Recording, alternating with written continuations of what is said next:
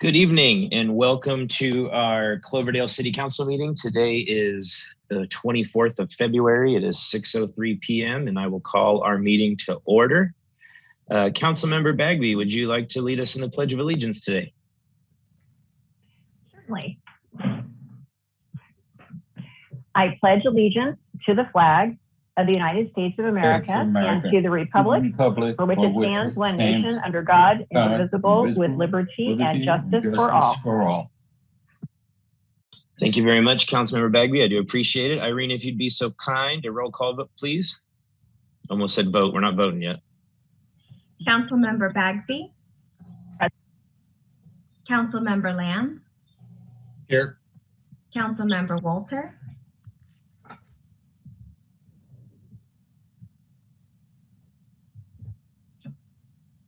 Yeah, mute there, Councilmember Walter. There we go. Here, sorry. Thank you. Vice Mayor Cruz. Present. And Mayor Turner. I'm here. Our city attorney, Jose Sanchez, would you be so kind as to report out of closed session, please? Absolutely, Mayor. The council had one item under closed session today. No reportable action was taken. Excellent, thank you. Fellow council members, city staff, any conflict of interest declarations for this evening? Hearing none. Agenda review, city staff, council, or otherwise, are there any items we need to have changes or deletions to for this evening? Hearing none. All right, I have a quick Mr. Mayor? Please.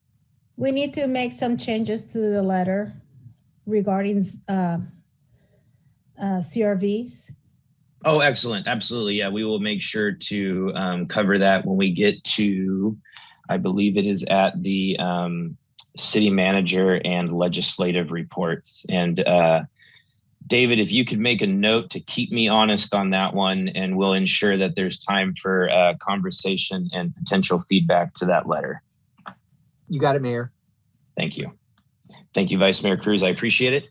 At this point, before I open up public comment, I have a quick thing I need to read regarding these meetings being conducted over Zoom. So allow me just a few minutes here. As a public service to the community, regular city council meetings are streamed via live webcast on YouTube at a link that is included in the agenda, which can be found at the City of Cloverdale website. On the day and time of the meetings. For those of you on YouTube, you're just about live. You're about 30 seconds behind us. It's also a Zoom link present.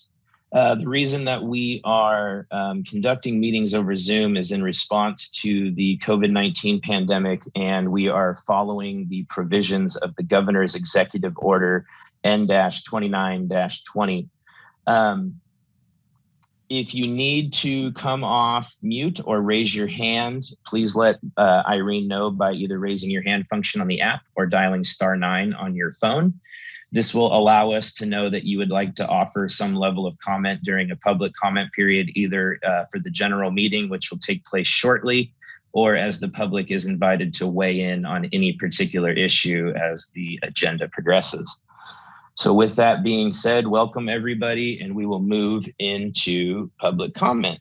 So public comments may be made through the use of Zoom or sent by email. Emailed comments will become part of the record and viewable online and in the city's clerk's office. Please refer to the end of the agenda for further instruction. All right. Any person wishing to speak to the city council on any item not listed on the agenda may do so at this time. Members of the public have the right to speak on any items on the council agenda during the time of that item. Mistakes are made all the time. If you happen to offer public comment for an item that's on the agenda, I'll just let you know to kindly hold off until we address that item.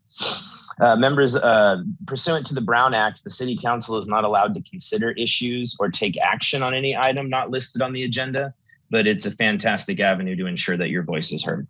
So with that being said, I will open up public comment. Irene, are there any hands raised, please? No hands are raised, Mayor. Excellent, thank you. Moving right along, we are going to move into proclamations and presentations. Our first presentation is by Katrin Ciaffa, the regional director of 10,000 Degrees. If I butchered your last name, please forgive me and feel free to correct me. That way I only do it once. And with that, David, do you want to introduce the speaker? Happy to, Mayor. The speaker, as you said, is Katrin Ciaffa from 10,000 Degrees. She did make a presentation to a joint city school subcommittee. And I think joining her tonight are a couple of students that have participated in her program. And I think it'll be a great presentation. Thank you so much. Thank you, David. Good evening, everybody. And I believe are Catalina and Rose on the call? Yes, they are. Wonderful. Great. Would I be able to share my screen at this time? Yes. Fantastic. Let me do that.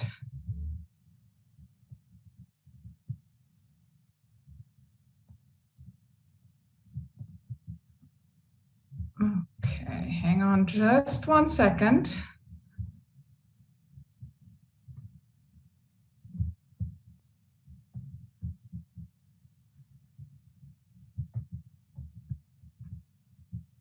Having slight technical difficulties.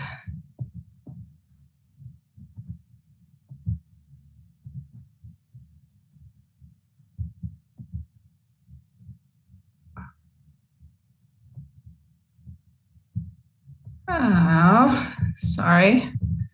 I can always bring it up if you're having issues. Yeah, I'm just trying to get back to full screen here. And for some reason, it's not letting me. But anyways, if you are, let me try one more time here.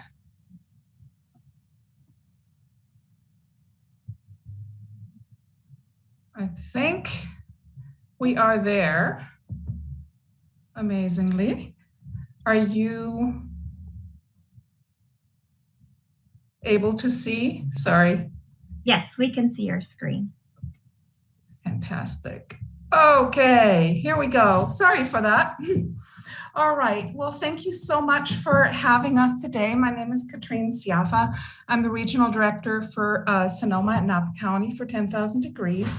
And I'm joined today by two alumni from Cloverdale High School, Rose French and Catalina Gonzalez, who are also 10,000 Degrees Scholarship recipients. So I know you're going to want to hear from them, so I will keep my part of the presentation as brief as possible. I have also included the slides. I think you've all had the slides in the board meeting packet, so you can refer to those for details. But just a quick overview of 10,000 Degrees for those who are not familiar with us. We are a California college success nonprofit, and our mission is to achieve educational equity and support students from low-income backgrounds on their journey to and all the way through college. We believe that everybody should have the full range of educational opportunities available to them, regardless of whether they start at a community college or at a four-year college. We have no GPA requirements, and we work with a lot of dreamers as well. So we really believe in the full potential of all students to access college. 100% of our students come from low-income backgrounds. 89% are students of color. 85% will be the first in their family to attend college. We are currently serving over 12,000 students and families in 7 Bay Area counties, including Sonoma. And our model is really to believe, empower, and connect students with their college education starting in high school. We usually start working with students around their junior year in high school, to raise college awareness, make them aware of all the financial aid that is available to them. We help them navigate the financial aid and college application process. And once they, we also very importantly provide scholarships that are renewable until they graduate with their baccalaureate degree. We work extensively with the community colleges. We have a lot of students that transfer from community college. We have a great relationship with Santa Rosa Junior College. And we also provide career and grad school readiness support. We do this by working with our innovative fellowship model. Our fellows are recent college graduates that come from similar backgrounds as our students. And are, because of their lived experience and their, just having gone through it themselves, are really experts in relating to and supporting our students on their journey through college. Just a little bit about our impact. Because of the support that we provide, 80% of our students from four-year institutions graduate within 6 years, compared to only 31% of their peers nationally. Like I mentioned, we have a strong community college pathway, and our community college students transfer at 3 times the national average to four-year institutions.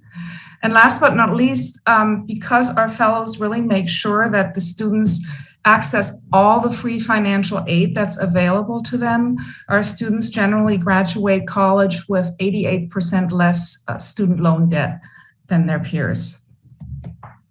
So we've been in Sonoma County since 2009, and last year provided over $800,000 in scholarship support to nearly 600 Sonoma County students, as well as workshops on financial aid completion and college knowledge for nearly 3,000 students and families throughout the county. Of course, all of that pivoted to virtual in March of last year. We provide those workshops in English and Spanish, by the way, and our Sonoma County team is fully bilingual. Before COVID, we were stationed, embedded in 8 Sonoma County high schools. We still work with those students, but of course, we're now providing that support online. And I think there is a slide, I'm not going to go over that now because we don't have the time, but there's a slide that will tell you a little bit more about how we work with students during COVID-19. We also have a fellow at Sonoma State and a large team at SRJC. Here in Cloverdale, even though we are not embedded in Cloverdale High School, the Cloverdale High School counselors have done a great job over the years of making students aware of our program. Since 2014, we have provided over $150,000 in scholarship support to 42 students from Cloverdale High School. And 2 of those former Cloverdale High School students are here today with me. And so I will turn that over to them in a minute. Just a quick reminder that our scholarship application is open for next year. It's open until March 2nd, so closing next week. And Cloverdale students are very much invited to apply. So without further ado, I'm going to turn it over to Rose and Catalina, and I will stop sharing my screen.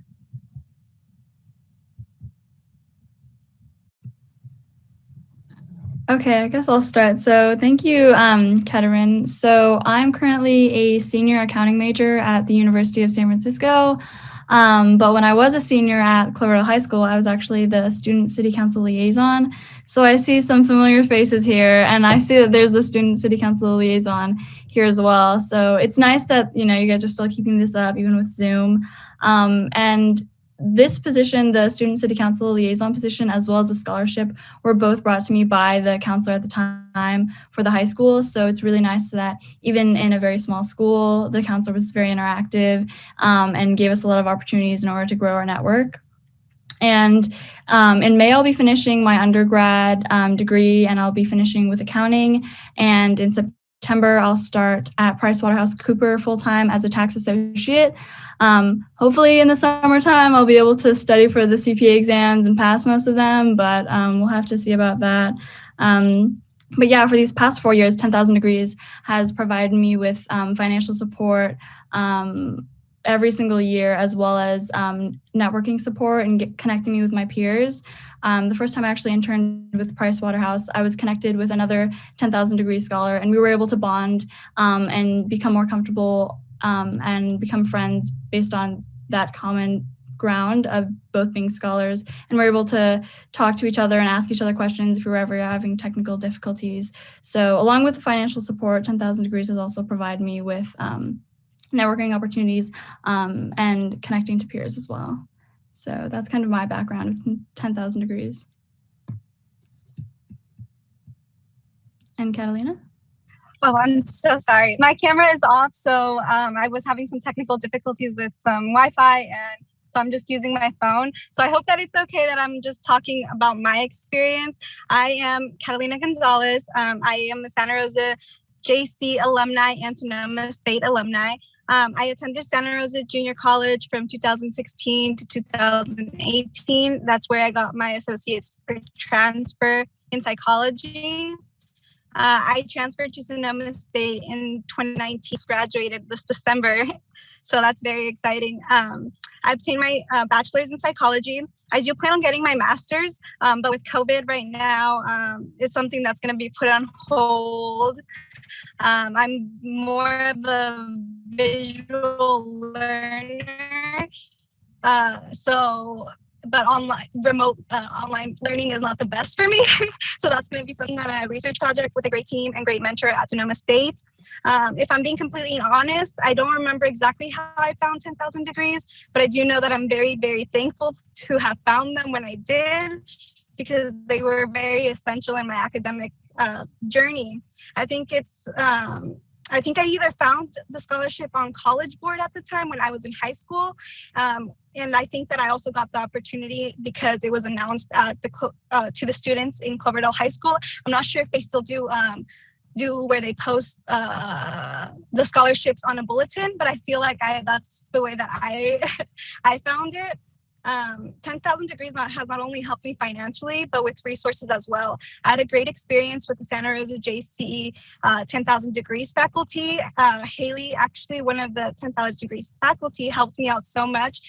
Being a first generation college student, I was being introduced to things that I wasn't really taught in high school. For example, FAFSA, resumes, registering for classes, and much, much more.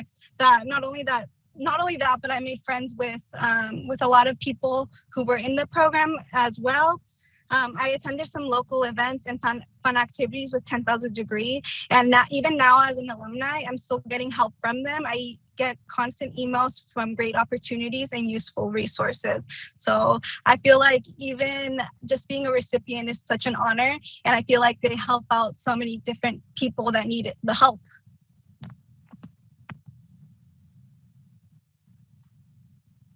So I'm very, very excited and honored to be a recipient.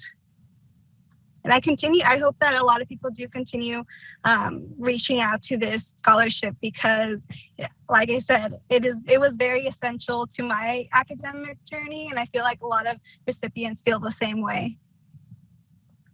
Awesome. Yeah. Do you guys have any questions? Sure, we'll go ahead and open it up to the council for questions. Marta, I think I saw, or Vice Mayor Cruz, I think I saw your hand go up a little bit there. Yes, I have a question for all of you, Katrin, Rose, and Catalina. Does this also include trade schools? Yes, it does. We do have some students who pursue trade schools, and we definitely we're working a lot with community college students. And while most of them transfer, we also have students who pursue certificate programs at, say, the JC. So yes, absolutely. We really try to provide the whole range of educational opportunities for students and let them choose. Okay. Catalina and Rose, have you visited the high school since you left? I visited, but I haven't. I visit because my friends have younger siblings. So back before COVID, we would go and pick them up from school and stuff. But I haven't Yeah, I think the last time was probably pre-COVID when I was just like picking up my friend's like younger brother from like his last day of like senior year or something. Well, maybe I should be more specific. Have you been to the school to talk about your experience with 10,000 degrees? Oh, I have not yet. No. I actually have not either. And I feel like that would be a wonderful opportunity once like COVID is and everything is out of the way. Yeah, once COVID is gone, but I think that's one of the aspects that is missing, the interaction of the students with those who are recipients. And it would be so wonderful because you could also answer questions to the parents. Most of the time you need to convince the parents more so than the students. So that's my comment. And I invite Katrin to reach out and to you too, to the school, and also to perhaps join the student leadership organization so that you guys can make a presentation too. Jennifer, please, do you have questions for them? At the moment, no, Mayor, Vice Mayor, sorry. Councilmember Walter, I see your hand up, please. Thank you, Mr. Mayor. Marta, I have to thank you for bringing this to the City Council. You were very instrumental in having this presentation, and it's extremely exciting. And I have to agree with you, and I help Rose and the recipients of the program understand the importance of reaching behind you and helping someone else come through the process. It's always nice to have somebody guide you through it. So, I'd encourage you to go back to the high school and see if you can't help other students get through the process. But I did have one question in the presentation that Vice Mayor Cruz had a year or so ago. There was something mentioned about a Cloverdalian who was a big contributor to the program. Could you enlighten us a little bit on that? Yes, Carlisle Van Ornum was actually a longtime Cloverdale resident. And,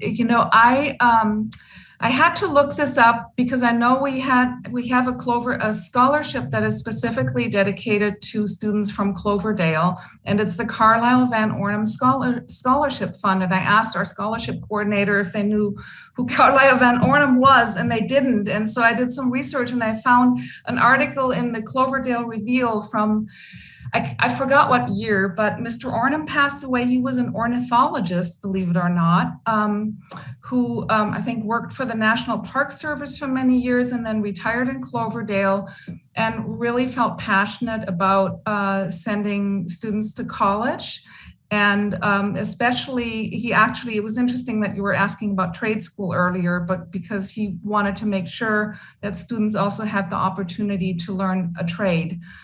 So that's part of his scholarship as well. And he was an unassuming man, and nobody knew that he was actually making contributions to Cloverdale High School Foundation for many, many years until he died. And so the scholarship was set up in his honor. And then later on, 10,000 Degrees was honored to manage it on behalf of the school. So that's the story. I can send you the article. I saved it. Well, that would be nice if you could. I'd appreciate that. And I guess you could get it to me. I'll go ahead and make sure you have my email address. But thank you and for coming and doing the presentation. So thank you. Thank you so much, everybody, for having me. Thank you, Vice Mayor, for the invitation and for being persistent. And thank you so much for the opportunity. And we look forward to continuing the conversation. And thanks. And before we cut you loose, I would like to, as long as you're up for it, I'd like to give the public an opportunity. They might have questions or comments on the presentation. Are the three of you comfortable with that? Sure. Excellent. So Irene, do you mind opening it up to the public, see if any hands are raised there, please? No hands are raised, Mayor. Excellent. And then any final comments from my fellow council members on this item? All right, Katrin, Rose, and Catalina, I echo Councilmember Cruz, or Vice Mayor Cruz and Councilmember Walter in their gratitude for you being here. One of my favorite aspects of the presentation is the very real numbers that affect our wonderful youth here in Cloverdale, which is the 42 students that you guys have been able to capture to date, and that the scholarship numbers that went along with it. College is hard, but the goal is achievable, and you guys help ensure that it's within reach and achievable to those who may lose hope in that regard. And so I'm just tremendously honored that Cloverdale gets to be a part of it, and that Vice Mayor Cruz was able to coordinate this presentation for everybody to see.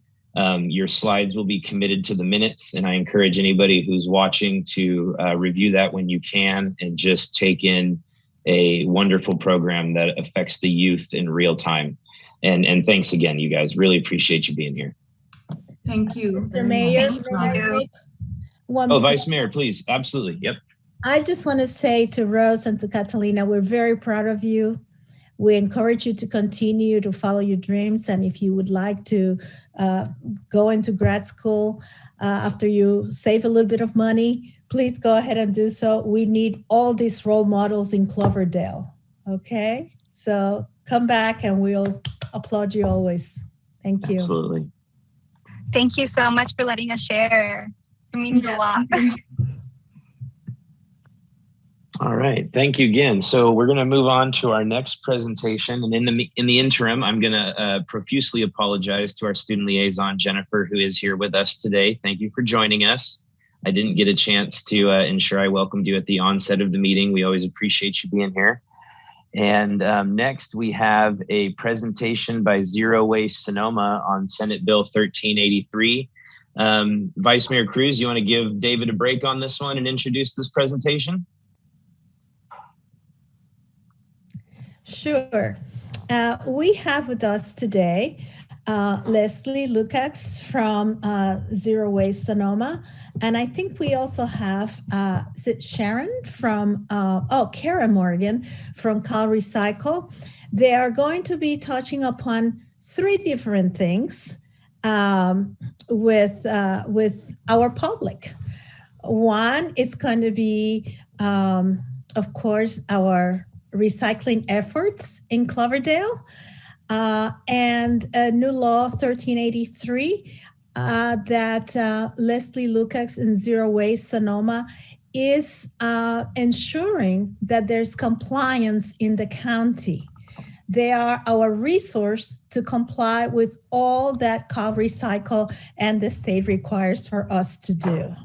So thank you very much. And I'm very honored to be chairing the Zero Waste Sonoma this year, working with the Executive Director, Leslie Lukacs. So please go ahead.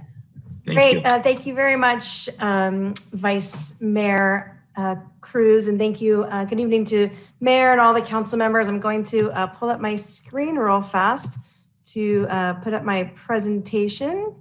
And just want to confirm everybody can see my screen.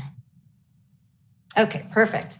So I will go ahead and get into SB 1383. So first off, I just want to thank you for allowing me this opportunity to present on the regulations. This bill is focused on reducing short-lived climate pollutants in California. This is the most significant waste reduction mandate to be adopted in California in over 30 years. SB 1383 was passed in 2016 as part of California's larger strategy to combat climate change. The law was designed to reduce global warming superpollutants like methane, which is up to 84 times more potent than carbon dioxide. Landfills are one of the largest producers of methane in the state. When organic material breaks down in the landfill, methane is generated. So we need to move away from landfilling organic waste like food waste, paper, and yard waste. Separately, SB 1383 also addresses food insecurity.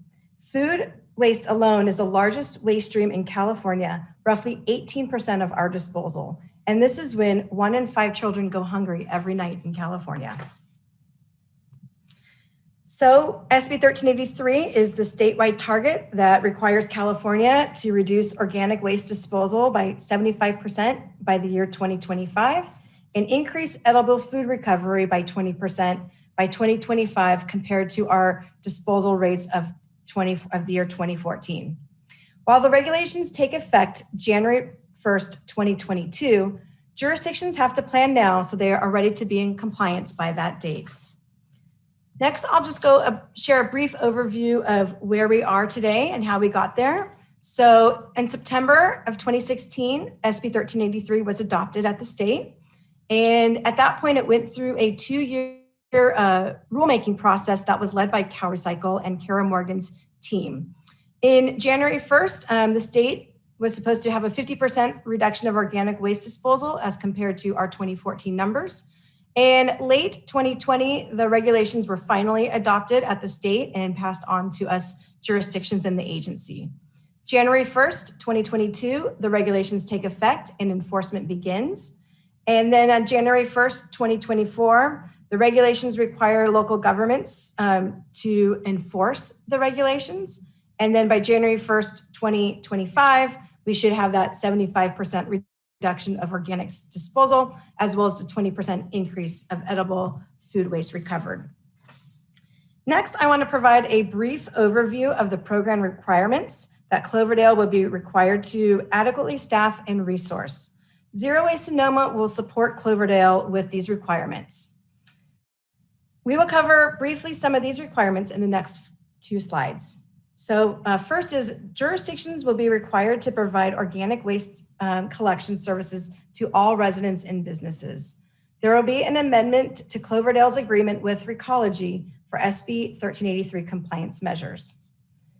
Next, jurisdictions must conduct annual education and outreach to all generators. This includes information on methods for the prevention of organic waste generation, recycling organic waste on site, and sending organic waste to community composting programs. This also includes information regarding programs for donation of edible food.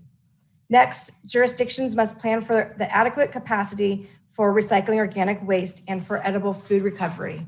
And this is something that Zero Waste Sonoma will lead. There must also be an expansion of food waste recovery programs which capture unwanted edible food. This may include potentially funding a local food recovery organization or working with other local organizations outside of Cloverdale. Next, jurisdictions must also procure a certain levels of recovered organic waste products. This includes either compost, mulch, or renewable gas and electricity from biomass conversion. There are also requirements to purchase paper with recycled content. The next rule I'd like to review is the monitoring compliance and conducting enforcement. Monitoring begins January 1st, 2022. There must be an annual compliance review of commercial businesses to make sure they have organic service collection. There are contamination monitoring requirements of the contents of within the organics bin. This task will be delegated to Recology. To reduce reporting, jurisdictions must maintain records and keep information in an implementation record. Next, requirements also include adopting an ordinance or enforceable mechanism consistent with the regulatory requirements. Zero Waste Sonoma will develop the model ordinance for consideration by Cloverdale. CalRecycle does have some funding through competitive grants, as well as loan programs for establishing the infrastructure for organics recycling waste, as well as recovering edible food. The agency, or Zero Waste Sonoma, did apply for grant funding for edible food, and we should be finding out soon if we were awarded grants to help fund these projects. So next, each department within Cloverdale should understand how SB 1383 impacts their work. Examples include, like tonight with city councils, doing presentations on the regulations themselves, as well as a presentation will be done in the future of adoption of the enforcement ordinance. City managers may be involved in procurement and edible food recovery programs. Finance and legal staff may be reviewing the Recology's franchise amendment, as well as ensuring programs are adequately resourced. Purchasing staff may be central in procuring recycled organic products, including paper. Procure does not necessarily mean purchase though. Parks staff may be involved in assessing the need for local compost application to parks and city landscape areas. The county local enforcement agency through the Environmental Health Department may be involved in the enforcement of this as well. So I just wanted to share with you the current status of where we are in compliance with SB 1383. So the agency and jurisdictions have been meeting on a monthly basis, and David Kelly is your representative in that in these monthly meetings. We actually had a monthly meeting today. We're currently drafting a memorandum of understanding between us, the agency, as well as the jurisdictions. And what this MOU does is it delegates what the Zero Waste Sonoma services are being provided in compliance on behalf of the jurisdictions. We will be conducting a waste characterization study this spring. This will be a 2-season study, and so we'll be evaluating our waste stream and materials going to our landfill both this summer and next winter. We have already sent out letters to your commercial accounts as well as multifamily businesses, and we'll be doing again in the summer. And then we will also be sending out letters to your residents to inform them of the new regulations in the summer as well.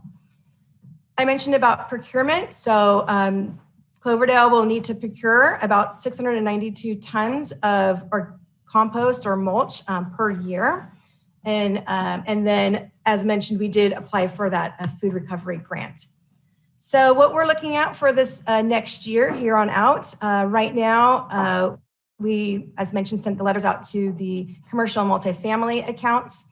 We need to identify the top tier 1 and tier 2 generators. Tier 1 generators, those businesses need to be in compliance first, and they include wholesale food vendors, food service providers, grocery stores, and supermarkets. And tier 2 will need to be in compliance by the year 2024. And this includes restaurants, hotels, schools, large venues and events, and any healthcare facilities you may have. We are creating the model franchise agreement, and we will be sending that to Cloverdale shortly. So next month, we will be providing the model enforcement ordinance to Cloverdale. And we will also be providing environmental purchasing policy and edible food recovery agreements. In April, we'll be finalizing our budget. We have had to hire a part-time person to support Zinzi, our organics program manager. And so that was that will be sent to our agency for approval in April. We hope to finalize the MOU in June. And then in July, I mentioned we'll be sending out a second round of information mailers out to the commercial, multifamily, and single family generators. And then lastly, we'll be spending October through December really to get all the jurisdictions in compliance so that by that January 1st deadline of 2022, all jurisdictions are on the right track. So what we hope to have done is have the ordinance in place by January 1st, 2022, provide organics collection services to all single family, multifamily, and commercial generators, notify all generators on the SB 1383 requirements, have the procurement policy and EPP policy in place, and start meeting our targets, and have a funding plan for future enforcement and increasing food waste capacity. So I mentioned some of the funding impacts. I did want to review that with the council so you know what's what to be aware of. So with that composting procurement, we estimate that could cost the city about $20,000 to $30,000 per year. There's also a clause in there about supporting the food recovery expansion, and that. So there's that. There's also going to be staff time. So right now this is David's time, attending our meetings, reporting ordinances. There will be an increase in Recology's franchise fee, and then just the enforcement of these regulations as well. So with that, I wanted to open up the floor to any questions. There's my contact information as well as Zinzi's information, and then both Kara and I can answer any questions you may have. Awesome, thank you. I'm gonna do things just a little bit differently today in a sense to where the first person I'm gonna call on is our city manager, Mr. Kelly. I'd like to hear your take on where we are as of today, please. Absolutely. Thank you, Mayor, for the opportunity to provide an update on SB 1383. As the Executive Director, Leslie Lukacs, shared with Council in her presentation, the Zero Waste Sonoma staff has been very busy drafting a Memorandum of Understanding, or MOU, to provide the necessary language regarding management of the SB 1383 program. There's quite a bit of outreach that's going to be required to facilitate implementation. And as you can imagine, it's working with representatives from all the cities to develop a JPA that we're all in agreement with is a big lift. And these monthly meetings, which often fall on Council Day, which is sometimes makes it a little tough because they're long meetings, to update that MOU and make sure that the language reflects our interest as a city, along with the interests of the other cities that are participating in the ongoing negotiations. Ultimately, we will plan to bring that back to Council for your review. We've had some initial legal review. There's, from our perspective, there's no fatal flaws with this, in that we're working towards how best to implement this legislation, the state legislation at the local level. We have obtained a preliminary cost proposal from Recology. Ultimately, the impact is going to be on our ratepayers, because these costs are going to be likely become part of the tip fee that our haulers pay, which ultimately then gets passed on to the ratepayers in their rates. So that's where kind of the rubber hits the road, is the cost of implementation of this program. The burden falls on ratepayers. But there's also quite a bit of regulatory impacts relative to record keeping, and also enforcement, which the agency doesn't have the specific authority to do. So there will be staff time and legal time involved in that process. As Leslie outlined, there's quite a bit of work ahead of us in the next 10 months in terms of bringing forward, finalizing the MOU, bringing forward the environmental purchasing policy, as well as an ordinance to implement the provisions of SB 1383. And then last but not least, revised rates from Recology, and that's an ongoing negotiation on what costs they're going to bear to address the requirements of SB 1383. There are some ancillary benefits, though, one of which is working with our local food service providers. If we can provide a mechanism to facilitate and improve reuse of food that might otherwise go in the landfill, and either one, creating compost, which can be put back and help the soil, but alternatively be utilized before the food is necessary to dispose, and get it back out to the community for the food insecure. It can really provide benefits if we're able to establish a program where we utilize food that might otherwise go into the landfill by redistributing those food resources. So there's some opportunities there to work with our local businesses to help address reuse of food. And right now, there's quite a bit of that work going on with Grocery Outlet and Ray's, where the products that may meet their date are able to be put to quick use. So opportunities for expanding that. But that's excellent. Thank you, David. I appreciate it. Vice Mayor Cruz, I saw your hand go up, and then council members, feel free to ask your questions. Councilmember Cruz or Vice Mayor Cruz. Yes, I would like to hear from Cal Recycle how they are going to be working with us as a city and with the JPA Zero Waste. And if there's going to be any assistance to the cities in order to comply and to make sure that regulations are in place.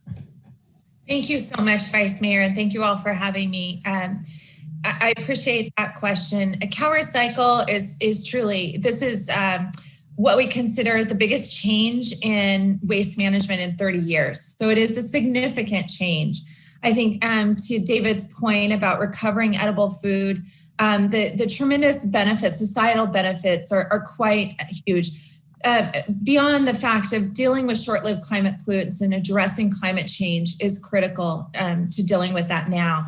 CalRecycle is committed to being a partner with the city as well as with Zero Waste Sonoma. We have been working very hard to implement various model tools and provide training. We've been doing statewide webinars. We had a big one today where we're sharing best practices, creating efficient approaches. So as David mentioned, one aspect of edible food recovery is identifying who those commercial edible food generators are. So we're in the next 2 weeks, we'll be rolling out guidance for cities and counties in Zero Waste Sonoma to start that process. So we have a lot of tools that have been developed and that will continue to be developing over the next few months. We're available to work closely with your staff, any questions that they have, as well as just identifying efficient and effective approaches to this effort.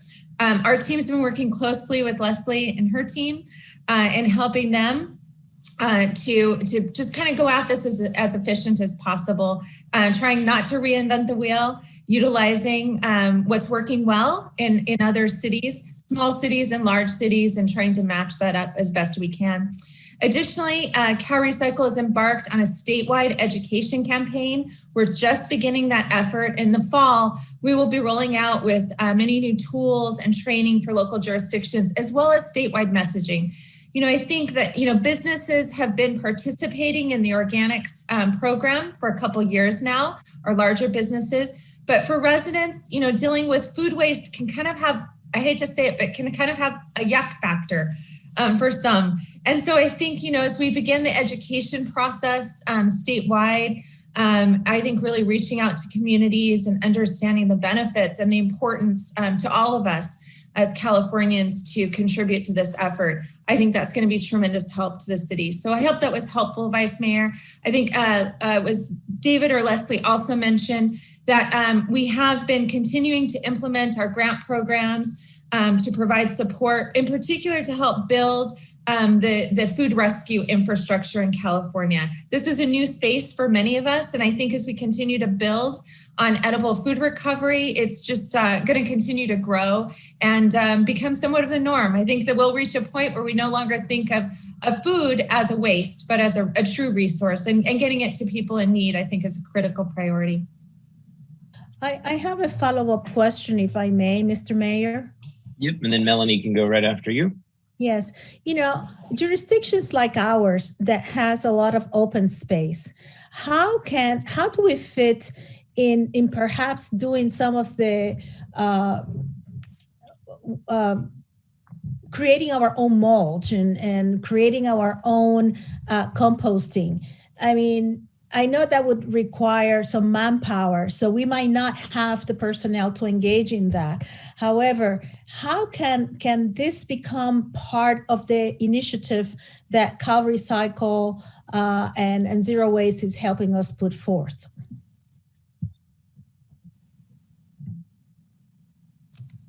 Leslie, I'll start and then maybe you can jump on. So another kind of big program that CalRecycle has embarked on is really building and expanding community composting efforts, community gardens, and really looking at local opportunities, whether it's, the school garden or community garden. So we do have a new, a big effort that started this year to build that. And I think that's something that we would love to explore more with Cloverdale and those opportunities. Leslie? Carrie, you answered that perfect. I was going to say the same thing. Excellent. Councilmember Begbie, please. Oh, thank you. I think this question is probably for Leslie. I just was wondering if you had any either thumbnail estimates on how many square footage this will save from our landfill every year, and then how does that translate into how many more years of useful life we'll get out of our landfill? I actually do have those numbers. Unfortunately, I didn't see that. I'm not surprised, but yeah, I'm sorry. I was hoping you would be able to geek out with me on this. So. Yeah, we did look at it that way, and I did figure out the square footage in total tons of organic matter if we meet that 75% diversion target. But unfortunately, I don't have them on me. But I'll gladly email them to you. Oh, great! Thank you. Yeah, I'd be really interested in especially the impact on the longevity of the landfill, which is going to be a huge impact on our long-term bills. So yeah, I'd be interested in seeing an update on that. Thank you. Councilmember Walter. Well, thank you, Mr. Mayor. You know, I don't really have a problem with SB 1383. But I do have a problem with the fact that the city gets hit with the stick of non-compliance. And that really annoys me. And here we go with an unfunded mandate, if I'm understanding this correctly, to the tune of $20,000 to $30,000 a year. Here we go, going back to our ratepayers for tipping costs and putting the burden on them, in addition to everything else they have to pay for. Their water bills are going up, the sewer bills are going up, and now here's another program they get to pay for. Why in God's name does Sacramento come out with programs like this that are unfunded? Are you telling me that there's no money in Washington for climate change programs like this? That's more a vent than a question, I guess. But it just annoys me when Sacramento says, oh, here's something wonderful we're going to do for the environment. Cloverdale, you get to pay for it, and so do your ratepayers. You know, every time I hear people exiting California, I know why. I mean, it's just getting out of control. So I vented. If you'd like to jump in there, David, I'd like to hear from you maybe on an estimate of what it's going to cost the city of Cloverdale. Thank you. Mr. David, Mayor, are you prepared to Kara talk about this, because you know they're kind of the responsible party for this? Sure, we'll give David a chance to just kind of give his input as he was asked directly, and then I'm happy to turn it over to Kara and anybody else who would like to weigh in on this. Absolutely, but David, if you'd be so kind, you were asked a direct question. Absolutely, Mayor, and thank you, and great point, Councilmember Walter. Certainly understand the concern about the costs. At this time, staff doesn't have direct cost estimates to share with council, though we will, as part of bringing forward the MOU and bringing forward an ordinance, we'll be sure to sharpen our pencils and have some cost estimates and bring those forward for council's consideration, along with the proposed cost increases that Recology has indicated they will incur as part of implementation of this program. I think a lot of the costs associated with the implementation at this point tend to be indirect costs in terms of staff time being spent on attending meetings and developing the MOU and ordinance. And then the direct costs are going to be those when we move towards implementation. Before I go to Councilmember Lands, anybody from Cal Recycle or otherwise zero waste, anybody that would like to include their input on Councilmember Walter's question, I greatly encourage it. Sure. Thank you, Mayor, and thank you, Councilmember. I truly do appreciate the comment, and I know how it must feel being a city when these statutes come down to cities and you have to implement. I really do understand that. The legislature did not provide reimbursement for this legislation, giving cities again that ability to, pass it down. I think one thing I do have to say, with the legislature setting a priority of dealing with short-lived climate pollutants, while I do appreciate the impact on ratepayers across the state for all of us as Californians, at the same time, what we are seeing with the cost impacts of climate change are becoming so much greater than recovering edible food and recycling organic waste. We are reaching a magnitude which is almost unprecedented. Just this past year, the wildfires and dealing with the cleanup reached $2 billion. Our drought efforts have been in the order of $1 to $2 billion. Conversely, in putting together this regulatory package, we also know that there will be cost savings over the long term when we start dealing with not only climate change, but the impacts on our air and Californians' health. We are going to see improvements. And so there's a monetary value, but that's hard because, how do you monetize? I didn't have to go to the hospital. I didn't have to go see the doctor for this. That's hard to, really monetize it, but those are real. And I think, to Councilmember Bagby's point, to not landfill waste, it has a cost savings in the long term of not having to find some place to place our waste. And I think finally, the other thing that we're starting to see as a result of this regulation is we are starting to see more development of green jobs in California. We are starting to see more and more of a circular economy being built in California. And we're now seeing companies coming into California who want to site recycling manufacturing facilities because they're seeing that we are setting up systems to collect these materials and turn them into value-added products. So while I know that doesn't take away the challenges that you face as elected officials, I can tell you that the benefits and the cost analyses that we have done far outweigh the cost that we will be, placing on ratepayers. It is that significant. And finally, I want to put forward, my thought on this is that my commitment of my team, because I do understand how difficult and challenging this is for local jurisdictions. I have my team working at 110% to provide tools and resources and support for each of the cities and counties. It's so vitally important that we deal with mitigating climate change now for all of us in California. And really, for the rest of our country as well as the world. And what we are seeing is that as California embarks on this important endeavor, other states and other nations and other countries are now starting to model the same types of programs. So it gives me great hope in this time. So those are my thoughts. Well, thank you for your addressing those issues that I had. And trust me, I understand the benefits and I understand the long-term savings.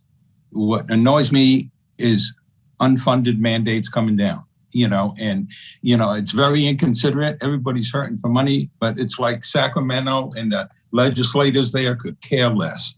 And that's what annoys me. I get the program, I just don't want to have Cloverdale pay for it. I think the state should pay for that. Thank you. And real quick, before I call on Councilmember Lands, at the risk of being obtuse, reducing patient day rates in the healthcare system by clean air. I'm sure, I can't say I'm sure, but it'd be interesting to see what level of investment they want to make to save money on that. If they don't have to build bigger hospitals for future population growth because they're helping fund recycle measures or efforts that have a hub and spoke effect for affecting clean air or a healthier lifestyle in the state of California. Something tells me the Anthems, the Kaisers, the St. Joes of the world would potentially see some benefit on loosening up their purse strings a little bit if it means they don't have to build a 17-story hospital 10 years from now to deal with population growth. And sorry if I took us off the tangent, but Leslie, please, and then I need to honor Councilmember Lance. He's had his hand up. Yeah, I just wanted to follow up for Councilmember Walter as well.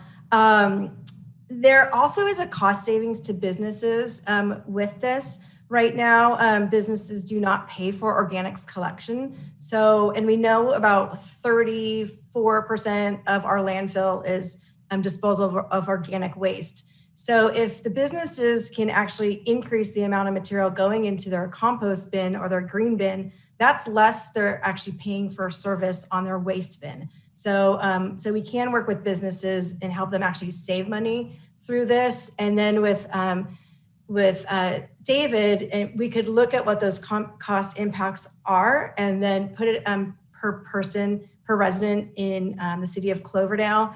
And I suspect, I don't know, but I suspect it might be like a quarter a person. I don't know. So the cost impacts, when you break it down, when it gets to the ratepayer, we're not talking a significant cost, although any increase, of course, I get that about, this is coming from the state. But when we break it down, it's not as big of a number when it's spread out to the community. Awesome, thank you. And Councilmember Lands, please, you've waited patiently. So I've attended several of these presentations over the better part of a year, and I've been asking the same question the entire time and have still never got an answer, so maybe you guys can help me. SB 1383 talks about compliance and non-compliance with fines and conducting enforcement. And I know that it goes on to the city's back for the fines and enforcement. There's no measurable amount that has ever been given for a business or a person of how much they have to contribute to not be fined. So if I'm owning a business and for lack of better people, David Kelly walks up and cites my business $1,000 because he says I wasn't complying enough with SB 1383. How do I, as a business owner, know what my amount should be, or what my past was the school district? They said, if we don't do this, we're going to be held accountable. We said, so is it a 5-gallon bucket or is it a 500-gallon bucket that we need to fill every week? So if I was owning a business right now, I'd be asking the same question. How do I know that I'm being accountable, and what are my rights to contest a fine, or the city's rights to contest a fine that would be given to us? Kara, did you want to go, or I can take a stab at this? Yeah, go ahead, and then I can follow up. Okay. So in terms of compliance, a business would go to, well, Recology would provide an organics bin. And then through that program, Recology will be doing the monitoring and making sure that the businesses are participating in the program. But I can tell you, we're going at this from an education standpoint, not from a fine or penalty standpoint. We really don't want to fine anybody. And we think that we're working our education plan, and we think that we can have a good enough plan that we could really prevent any business from actually getting fined. That's our goal. So what we've done is we worked with the LEA, the local enforcement agency, and with the health department, they go to businesses and they actually, it's their responsibility to make sure a business is in compliance with the health regulations. And so we took their model, and they also don't like to fine anybody. They try and work with the business to the very end to have them be in compliance. So we're going to take that same model and go through education, but how we know is that if they have service, then they're in compliance. If they're using their bin, they're in compliance. If they're using their bin as a trash bin, they're not in compliance. So it's clear to us when a business is in compliant or not non-compliant. Yeah, and just to add, council member, Leslie's spot on. Our goal with this is to have enforcement if it's needed. But we really believe that by providing the collection service to businesses and residents, that really eliminates the need for enforcement, because that service is being provided.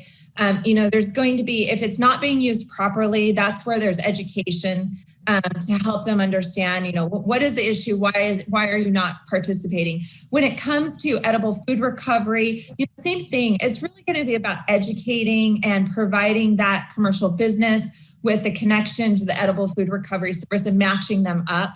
In the end, that's going to end up saving them money by recovering the edible food. So there's a lot of opportunities here. And I think, again, while there is that stick, it is intended only to be used as the last resort. The same thing goes for cow recycle. We are not interested in penalizing jurisdictions. Our goal is compliance assistance first. Our goal is ensuring and providing assistance to the jurisdictions. If there is a gap in implementation, we're going to be working side by side with you to get that that corrected. Our intention is to only use enforcement if as a last resort. Over the many years that I've worked at CoverCycle, we've not had to use enforcement very often. And it's really only been in very egregious situations and very rare. So I expect that in Cloverdale, you may never have to issue a notice of violation for this program. So I really believe that by making it easy, educating folks, they're going to participate. There may be some challenges at times with contamination, but that's really going to be about education. So I hope that helps, Council Member. It does, and I thank you for your answer. And so if you don't mind, I just want to clarify, there is no measurable amount for any business so if they're contributing something in that can, no matter what amount it is, a measurable amount is enough to make them compliant. Because I know we're going to be asked this question by business owners because of the threat of being enforced. And so I have to be very clear on this. And as a representative of the city, you said 692 tons per year. What if we only make 500 tons? What does the city get? Do we get penalized? Do we get educated? How does this work for us? That's how much either mulch or compost you have to purchase every year. We have a free mulch giveaway. That's part of our agreement with our 2 compost facilities where our organic materials are going to. Unfortunately, it's not enough to cover, all the tonnage that needs to be purchased for all the jurisdictions throughout the county, but we do have some that we can give the jurisdictions, so that'll help out a bit as well. There's also a clause within the legislation that says that there's a third-party collaboration that can take place. And so we're working with CoverCycle to understand this clause better because Sonoma County is in a unique position where we don't need the jurisdictions to buy compost. We are an agricultural county. We can't even produce enough compost for the ag community. And we know that because when we had the compost facility, we sold out every year and we had to import compost for our ag community. So we're actually looking at that third party clause, and we think that there's a way to maybe have to go through the jurisdiction, but without the jurisdiction paying for it and getting it back onto our fields and farms. So that's actually our goal. We do have some time to work through that, but just know that it's something that CoverCycle and our agency are working on. And Cincy, I saw you turn your camera on. Did you want to add something here? Yes, so I just wanted to say that, the third party clause that Leslie is mentioning there's something in the regulation specifically that says that service providers can procure compost on behalf of the city or the jurisdiction. And so we haven't really worked out, that's something we're still trying to understand with CoverCycle, what exactly that means. But that could significantly decrease the cost for procurement for the city. Okay, thank you. Any other questions before I allow the public to weigh in? Seeing none. Irene, are there any hands up in the audience at the moment? Yes, Mayor. We have one hand up from Nicole Garcia Hinchcliffe. Nicole, please, whenever you're ready. Good evening, Council. I have 2 questions. One for Ms. Kara. So with this being a, sorry, I just lost my train of thought. With the community effort of collecting compost, would this be collected and then sent to landfill to be redistributed to our local farmers? So in a more countywide effort? And then my second question is for the council, actually. Would the council consider working with a local Cloverdale nonprofit to combat, 1, food insecurity, but 2, to be able to reach the requirements of the tonnage each? Is it going to be by monthly or yearly, like the schedule for the requirements? And that's my questions. Okay, thank you. First, why don't we address the question Nicole had for Kara regarding whether the mulch is intended to be redistributed in the county of Sonoma. Sure. Thank you so much for that question. So the regulations do allow flexibility, and this is what Leslie and Cincy were referencing, that we really want to work out what the best plan is for Cloverdale and the other cities in Sonoma County, as well as the county. So it's entirely possible that Cloverdale, through some of its service providers, if they're using compost or mulch, that meets the requirements, that could be attributed to Cloverdale to meet its target. Or for example, if there's a local winery or farmer that's purchasing compost or mulch, the city could set up a direct provider relationship, and that could be attributed to the city. So these are things that we have to work out over the next few months with Zero Waste Sonoma and work out those details. But there's a lot of flexibility built in the regulations. And you are in a good situation because there's so much demand, particularly for compost in your area. And then for the next question, before I allow any count, Vice Mayor Cruz, please. Yes, please clarify that any waste that becomes compost does not go to the landfill. It would go to the compost facility. Please clarify that. Yes, thank you. I think Nicole in her remarks mentioned the material going to landfill and then coming back. And maybe Leslie, if you want to talk about what the pathway will be for material that's collected from residents and businesses and processed into new material. Sure. Right now, your green bin at your business or resident is collected by the truck, and it's taken to one of 5 transfer stations. And in particular for Cloverdale, the green bin is taken to the transfer station in Healdsburg. And then from there, organics green waste is taken up to a compost facility in Mendocino County called Cold Creek Compost, where it's made into compost, and then the community buys compost from out of county and brings it back. Zero Waste Sonoma is in negotiations right now to have our own compost facility to process 150,000 tons per year. But siting a compost facility does take time. And so best case scenario would have it up and running in about 3 years.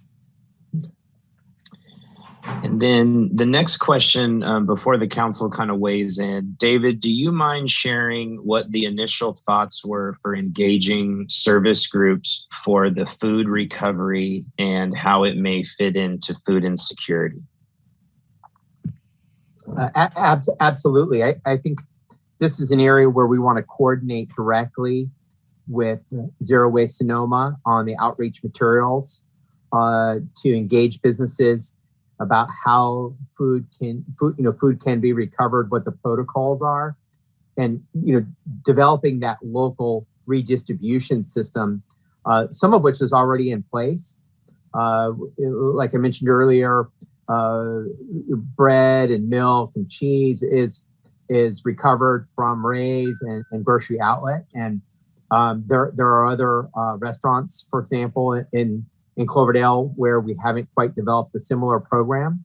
So I think it's an opportunity utilizing the program guidelines that Kara is speaking to and Leslie are speaking to discuss directly with those restaurants and those food providers on how we can develop systems to ensure that less of that food goes into the waste cycle and is being redistributed in our community, and helping address the significant food insecurity. So I think there's some real opportunities here, and I think that's an area where, especially through Resilient Cloverdale, we can start to identify some opportunities for food recovery and in targeting directly food insecurity.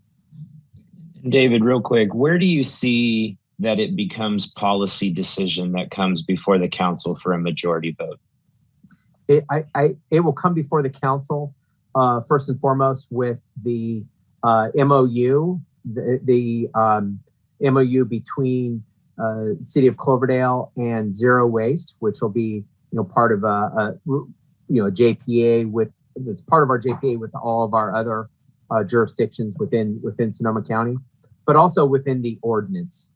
So the ordinance will provide the specific language, which will become part of our municipal code and set forth the requirements for that, for food recovery. And, that's where we're going to be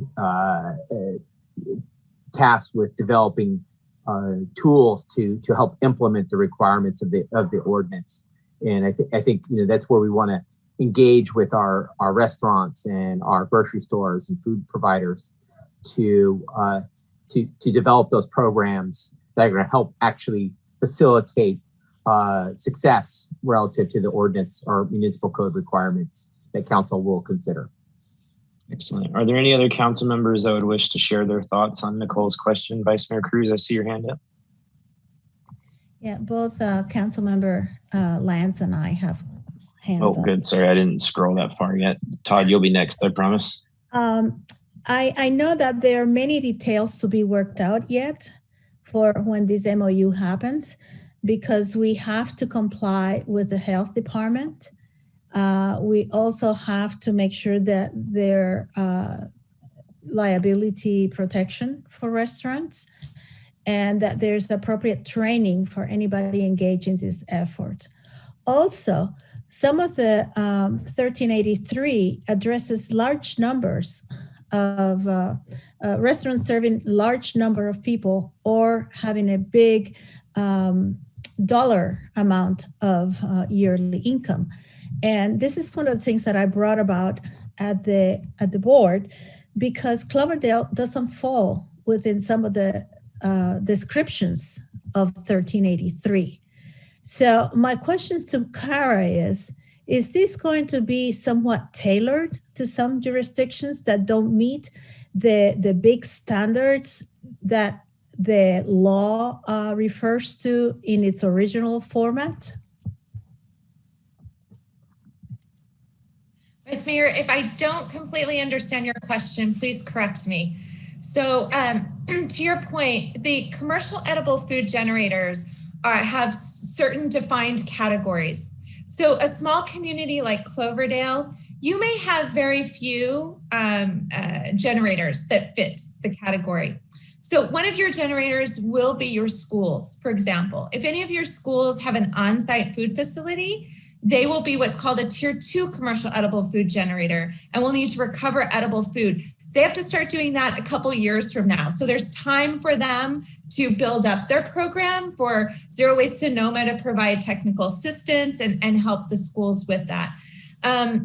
Potentially, and I'm not sure, Leslie, where we're at with identification, but I think as David mentioned, your larger supermarkets may fit either in the supermarket category or the large grocery store, but you may not have any restaurants that fit the tiered threshold. So yes, for some smaller jurisdictions, they will not have the same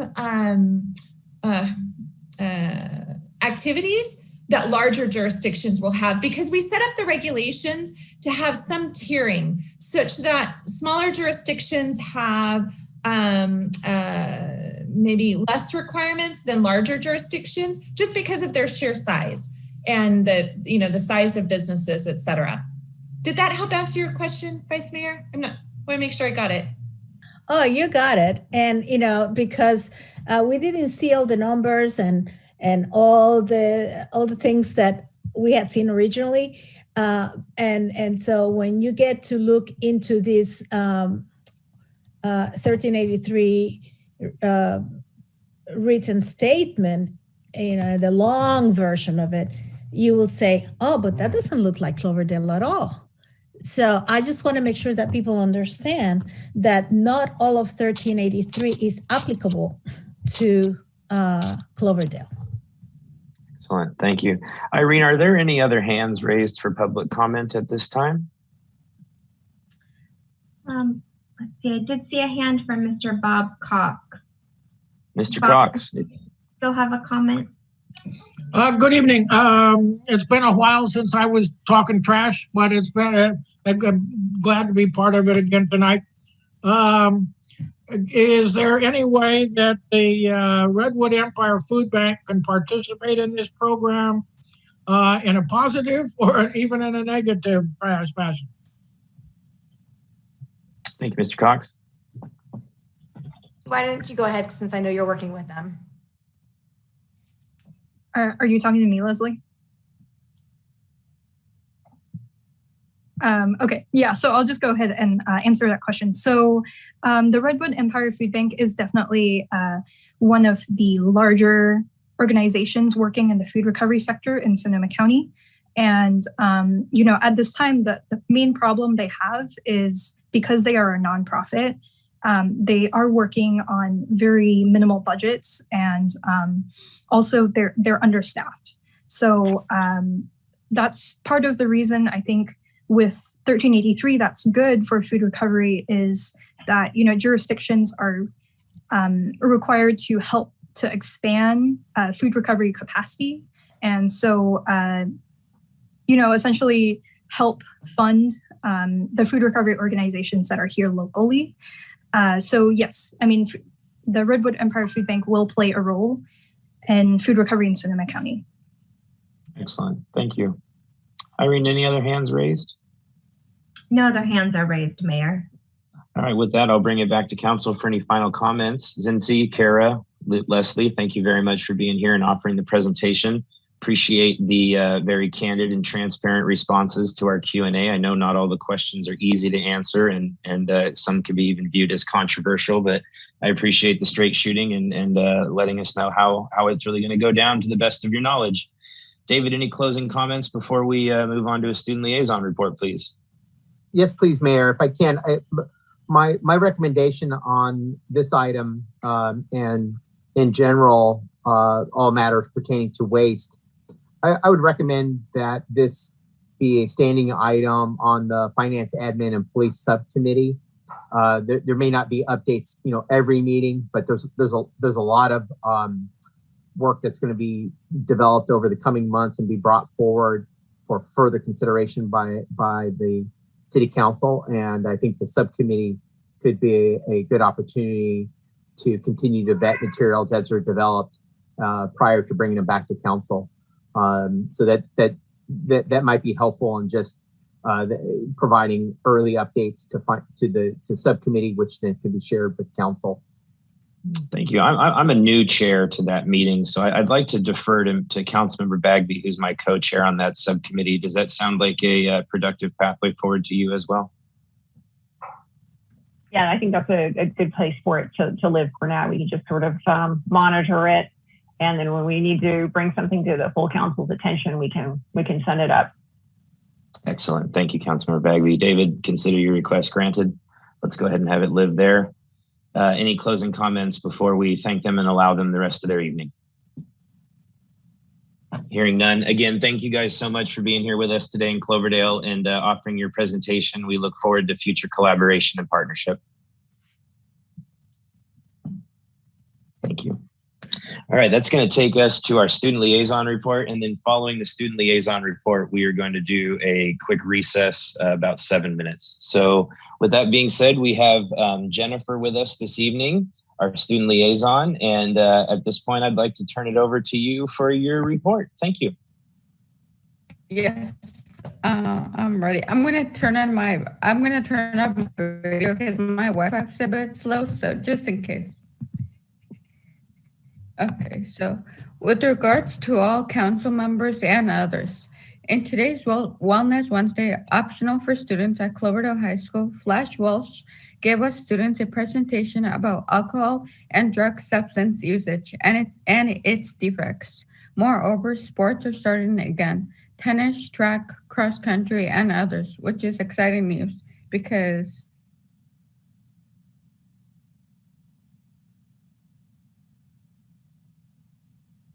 we lost her. All right, we'll see if she comes back. David, can you hear me right now? We have been struggling to get photos turned in, especially during this pandemic. As a result, we've had to get creative for different sections in the yearbook, such as senior car pictures, sibling pictures, and pet pictures. I am in charge of taking photos of senior cars, which has helped me practice different camera angles for which cars look best depending on the model. It is time for senior students in the 12th grade to sign up for colleges, especially the JC College and others. Additionally, most CHS teachers have gotten vaccinated for COVID, which is a step in the right direction. This week is also a Spirit Week, where students dress up according to the day. Today, you had to dress up in your future career attire. Thursday is the Country Day, which means dressing up as a cowboy or cowgirl. And Friday, we show our school spirit by wearing blue or gold, which are Cloverdale High School colors. And that'll be it. Awesome. Thank you, Jennifer. So which future career did you dress up as today, if I may ask? I didn't, but because I have too many to choose from. I'm still undecided. Yeah. I love it. That's awesome. I love it. Well, thanks for the report. Council members, city staff, any questions or comments for Jennifer on her student liaison report? Vice Mayor Cruz, please. Are the announcements on scholarships and so on being promoted in the emails and so on for the students? Yes, the counselor is posting on her Google Classroom all scholarships and career presentations and stuff like that. Vice Mayor Cruz.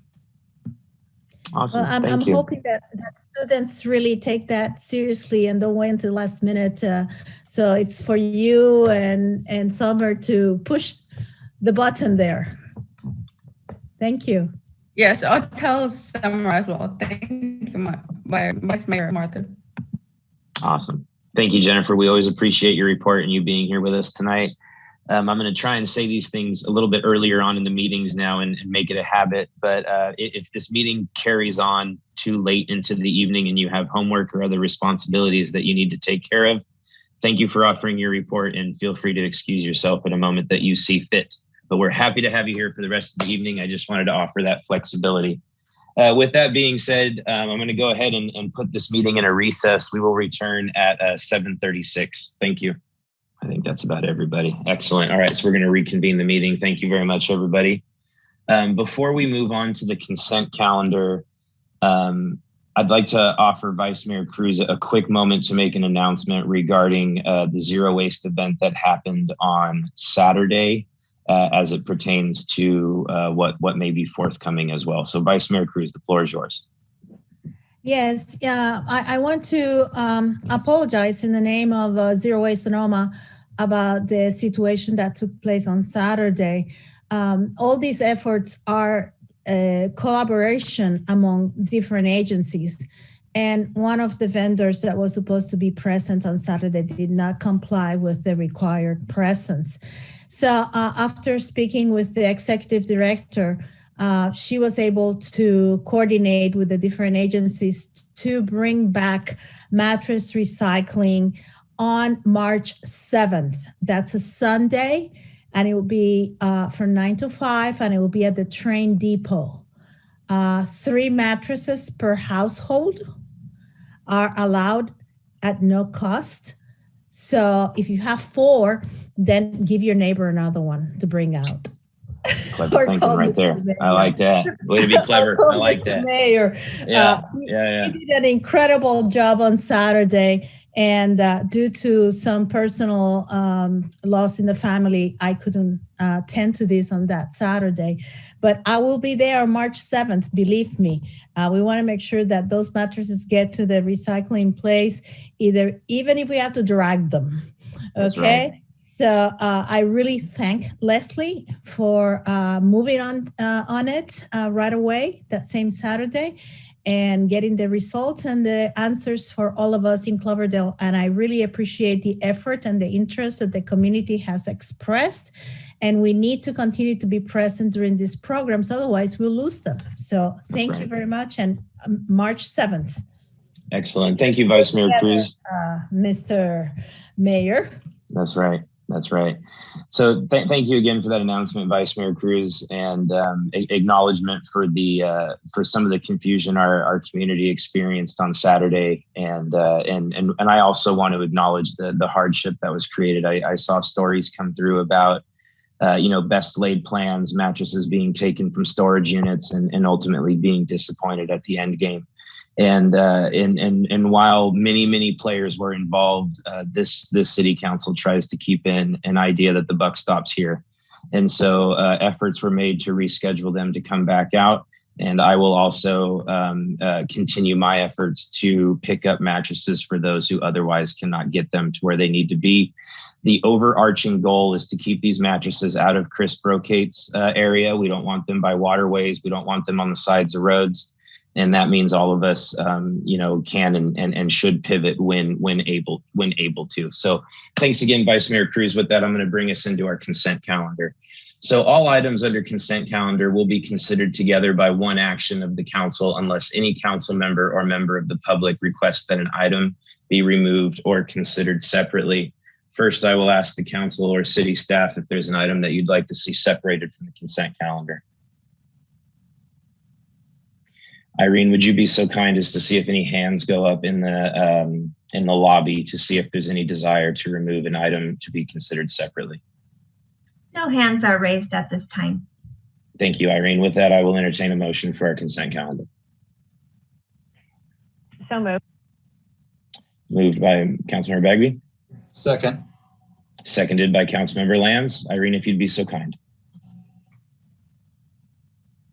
Councilmember Walter. Aye. Councilmember Lands. Aye. Councilmember Bagby. Aye. Vice Mayor Cruz. Aye. And Mayor Turner. Aye. Thank you very much. With that, we're going to move into communications. I did not see any last minute communications come through since the publishing of the agenda. David, did I interpret that correctly? That is correct, Mayor. Thank you very much, sir. That'll take us into public hearing items, of which we have none this evening. And I will roll right into new business, at which point we are going to hear a mid-year financial report for fiscal year 2020, 2021. David, if you'd like to just kick us off, I understand we have another member of senior staff who really does the bulk of the presentation on this one. Absolutely. Thank you, Mayor. And I'm happy to introduce this item and then turn it over to Susie Holmes, our finance director, for a PowerPoint presentation. As this council knows, we adopted a budget in June of 2020. And every year we prepare a mid-year budget review that looks at not only revenues, but expenditures approximately halfway through the year, from July 1st through December 31st of 2020.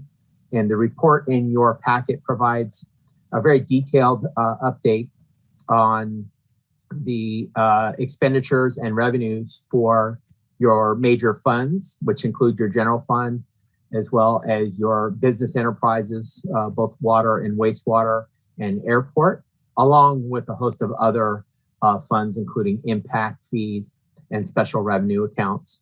I want to acknowledge the work that our finance team puts into this effort to bring forward a mid-year budget review. And Susie Holmes, our finance director, is going to give you a pretty detailed overview in her presentation that highlights the trends over the last 2 years and into the current fiscal year. So included in your packet is a PowerPoint presentation along with the mid-year budget review report. And I encourage, if you haven't already, to review that report. And of course, if after the presentation you have any questions, we'll be happy to answer those, along with the budget amendment tracking worksheet that we've provided to highlight those decisions by council where you made funding decisions that reduced or increased expenditures for projects and priorities since the start of the fiscal year. So with that said, I'll turn it over to Susie Holmes, and she'll walk you through a PowerPoint presentation on the mid-year budget. Great. Irene, I'm going to share my screen if that's okay. Okay. Oh, I guess I got to get it first.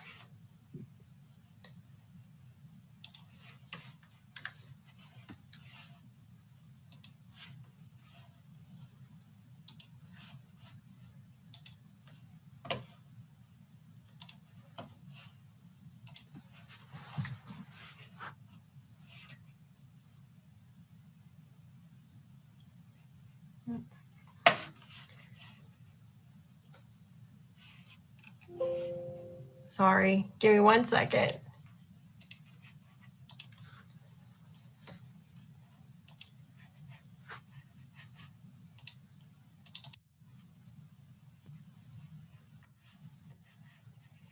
And it's not moving. So Irene, I guess I will not share my screen because, well, wait, can you see the city of Cloverdale, or does it say general fund revenue? General fund revenue. Yeah, it's not sharing what I wanted to share. That's fine. I can share it. Okay, thank you. Mhm.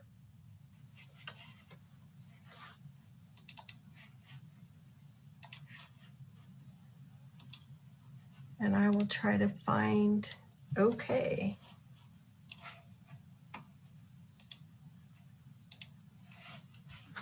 Okay, we're going to start now. Good evening, Mayor, Vice Mayor, and City Council. Tonight, we'll be discussing the city's financial status as of December 31st, 2020. December 31st marks the midpoint of our current fiscal year, and it's a good time to look to see how the city is doing related to the projects and staying within the budget that was adopted in June of 2020. As you heard our auditor mention at the previous meeting, major funds consist of general fund, water, and wastewater enterprises. In your packet is the mid-year report, and I'm planning to address the major highlights tonight. The next screen, Irene. General fund revenues are described as general purpose or discretionary revenues that are not linked to a specific purpose. Next slide. This chart shows the general fund revenue budget versus actual as of December 31st, 2020. The city's major general fund revenues include property tax, sales tax, cannabis tax, charges for services, and administrative overhead. Many revenues are scheduled payments that occur during the second half of the year and therefore can distort the mid-year 50% target. For example, property tax is paid in increments of 55% in December, and the remaining 45% is paid over the next 2 quarters. Other notable items are licenses and permits include annual permit fees that are collected in the last 2 quarters. Intergovernmental revenue includes reimbursements for trainings that are typically paid during the last quarter. These are typically police department post trainings that the reimbursement is requested in the last quarter. Charges for service includes overhead, which is calculated at the year end, and the budgeted amount is $990,000. Transfers in includes redevelopment administrative fees in the amount of $250,000 that is transferred at year end. And fines and special assessments are currently exceeding our fiscal year 2021 budget. Next slide. The city's property tax has been consistently increasing. This chart is comparing the property tax received by the city the first half of the fiscal years 1819, 1920, and 2021. So this is the revenue that's been received between June and December. And you can see that 2021 depicts a 12.5% increase over 1920 and an 18.5% increase over 1819. Next slide. Other general fund revenue sources. This is similar to the previous slide that we were looking at. It's just looking at the other revenues. The light blue bar is what was received in 1819, and the dark blue is 1920, and then the black line is what we've received this year through December 2020. You could see sales tax were right in the middle of where we were in 1819 and 1920. Cannabis excise, but let me go back. But our sales tax consultant has predicted that the city will receive at least the amount budgeted and slightly more than what we budgeted. Cannabis tax amounts have continued to steadily increase since the city started collecting the tax in October of 2018. We have already exceeded our budget revenue by collecting 152%. Franchise fees hold steady. TOT is coming in a little less than previous years, likely due to the pandemic. Utility user tax is increasing, undoubtedly because people are staying home and working from home, increasing the cost of the utilities.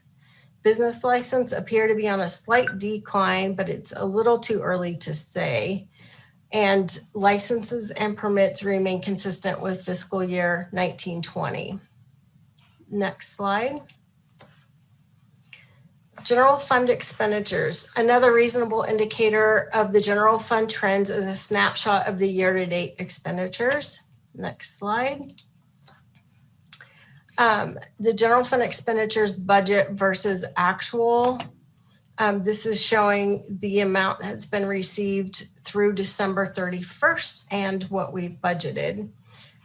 Cyclical and large budgeted expenditures can skew the mid-year 50% target as well. For example, we would expect to see more expenses during the spring and summer months for parks and facilities, as well as building and engineering. Planning budget includes reimbursable expenditures that are offset by general fund revenues. And transfers out are calculated and processed at the end of the year. Examples of transfers are general fund contributions to cover any deficit in gas tax, lighting and landscape districts, and the airport fund. Next slide. This pie chart shows the general fund expenditures from July through December, and it's by type. So you can see wages and benefits are definitely the biggest. Contracted services come next, and then all the other trainings, membership dues, operating expenses, they all fall within this pie chart as well. The next slide. This chart shows the same expenses, but instead of by type, it's by department. So you can see that the majority of our expenditures are in police, protection, and public safety at 57%, city administration at 30%, and then we have like 6% in parks, 3% in planning, and building and engineering get 4%. These actually, the cost to these parks, planning, building, engineering, and even city administration is a little bit more than what is showing here, because the wages and some expenditures are allocated to other departments that are not general fund departments. So I just wanted to point that out. Next slide. The general fund balance. The city has a general fund surplus policy that dictates how the city allocates any annual audited general fund surplus.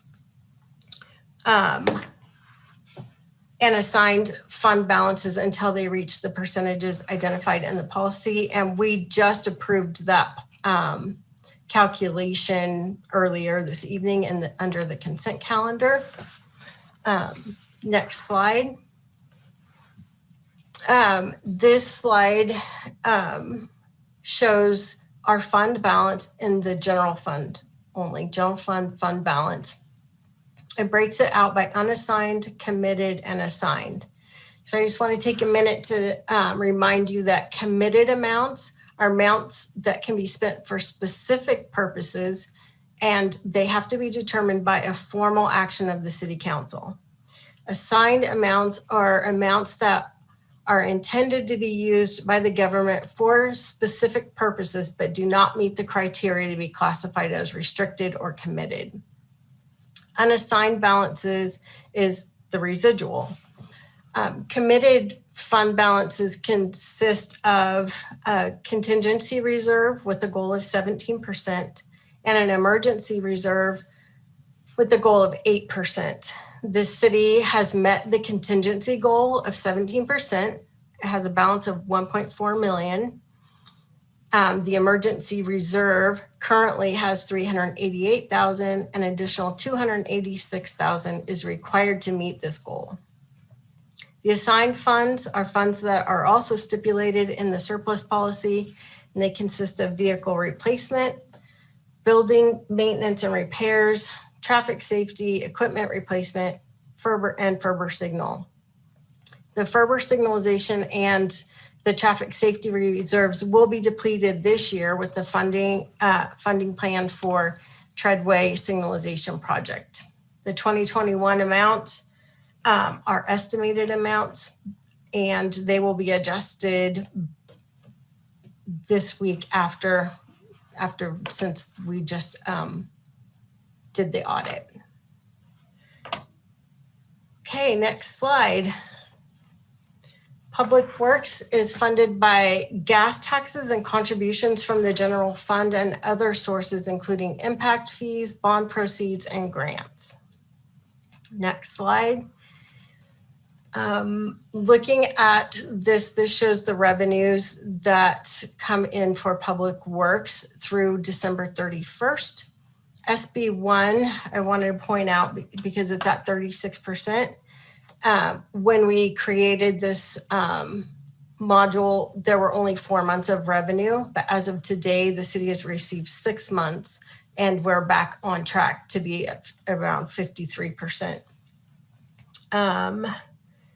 The transfer in this large difference from what you would expect to be 50% is because the Treadway signalization project is not complete.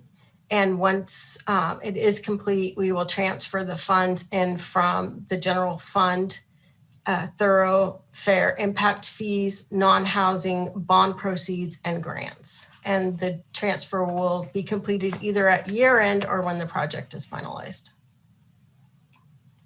Next slide. This is Public Works expenditure by department. And again, the large change or the large I don't even know what word I want to use right now.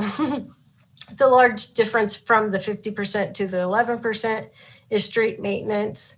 And again, that's because of the Treadway signalization project, which is underway, but not complete. And parks and maintenance and as storm drains, we would expect for those expenses to be more when the weather is good. So we expect that we'll be at 100% by the time the year ends. Next slide. Water. So we're going to look at the water enterprise. And I just want to take a moment to explain that government's general fund is a pool of cash that's raised from taxes and can be spent wherever the government needs it. An enterprise fund is more specific, and the enterprise fund money can only be spent on the specific purpose, such as water, wastewater, and airport. And the funding comes from the fees related to the fund's mission. So water enterprise, next slide. Sorry, Irene. Water enterprise revenues are specific revenues that are linked to the water enterprise. And next slide. This is showing the water enterprise revenues. Again, same format. This is year to date is as of December 31st. You could see that the water charges are at 61%. That is pretty standard because our highest usage is between July and November, and then it starts to decrease in December. So we would expect to see more of our usage in the first half of the fiscal year. The penalties at 3%, we have not charged any penalties since Governor Newsom signed Executive Order N4220, creating a moratorium on service disconnections. Next slide. This chart shows the revenue sources for the period of July through December. Again, the light blue bar is through December of 18, the dark blue bar, December of 19, and then the line is December of 20. And you can see that our charges of services are coming in slightly higher than the past 2 years. And I want to point out that revenues are based on billings, not receipts. And because of the moratorium on shutoffs, there are several, 177 accounts that are past due as of January 19th, and that amounts to $43,500. So hopefully they'll get caught up soon. The miscellaneous revenues and interest income are currently projecting a slight decrease over the past 2 years, and transfers remain steady. Next slide is water enterprise expenditures. Next slide, Irene. Water enterprise expenditures by type. Debt service is the principal and interest payments that are made throughout the year for safe drinking water loan, USDA water systems improvement bond, and vehicles. Salaries and benefits is on target at 53%. Services and supplies are lower than the 50%, that we would expect, because the large projects have not been completed at this point. And examples of those are the master plan addendum, Cherry Creek tank replacement design, and urban water management plan update, which we expect those projects to start and complete this fiscal year. Overhead is calculated at the end of the year. The overhead budget is $606,000 and construction is $90,000. So that makes up those differences. The next slide is the pie of the general fund expenditures by type. And again, you've seen this before, but salaries are at 47%, services and supplies at 31%, and debt service at 21%, and then 1% for construction. The next slide is sewer enterprise revenues and wastewater enterprise revenues. Again, like water, are specific to the wastewater enterprise. The next slide, sewer enterprise revenues, budget versus actual at mid-year. So we're right on target at 50% with the sewer charges. Unlike water user charges that are based on usage, sewer charges are for the most part a flat fee. Again, penalties have not been charged since Governor Newsom signed Executive Order N4220, creating a moratorium on service disconnections. Interest income is calculated quarterly and for some accounts annually. For others, I expect that the interest will come in close to budget by year end. Next slide. This is sewer enterprise revenue sources. And again, the same information, just in a pie chart showing the last 2 fiscal years. So you can kind of see how we're doing compared to the last 2 years. And I will note that there's 178 past due sewer invoices totaling about $30,000. Next slide, sewer enterprise expenditures. Okay, next slide. This chart is the enterprise expenditures by type. The large difference is this construction, capital, and transfer. And again, we have overhead budget of $374,000 and a construction budget of $990,000.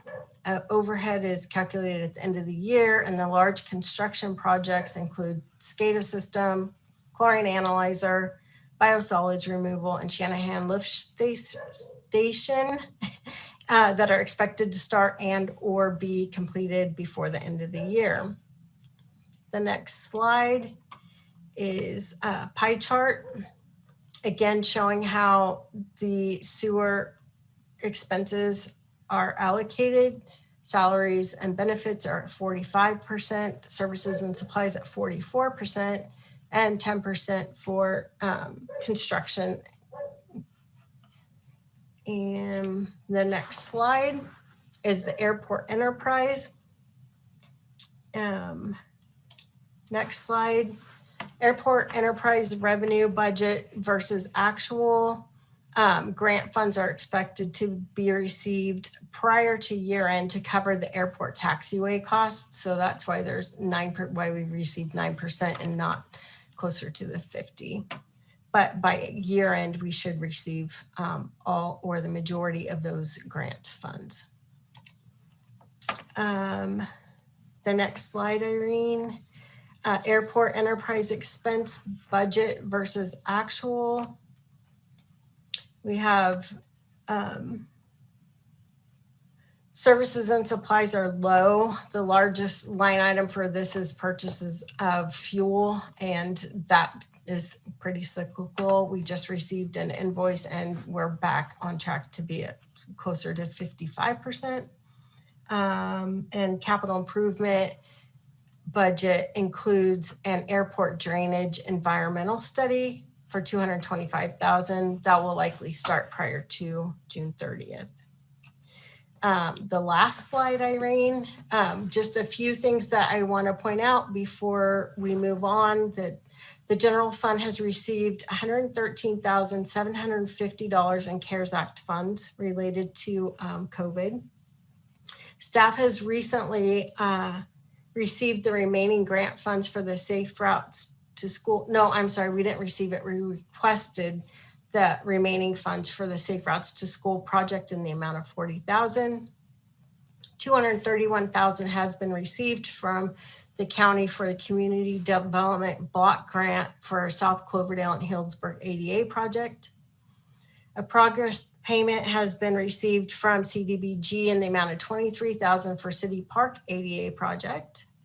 The airport fund has received $30,000 in CARES Act funds, and staff is in the process of requesting both the remaining FAA and Caltrans grant funds related to the airport taxiway.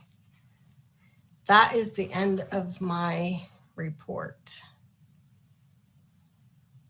Awesome. Thank you, Susie. Comprehensive as always. I have a litany of questions, but I have learned my lesson. I get to go last.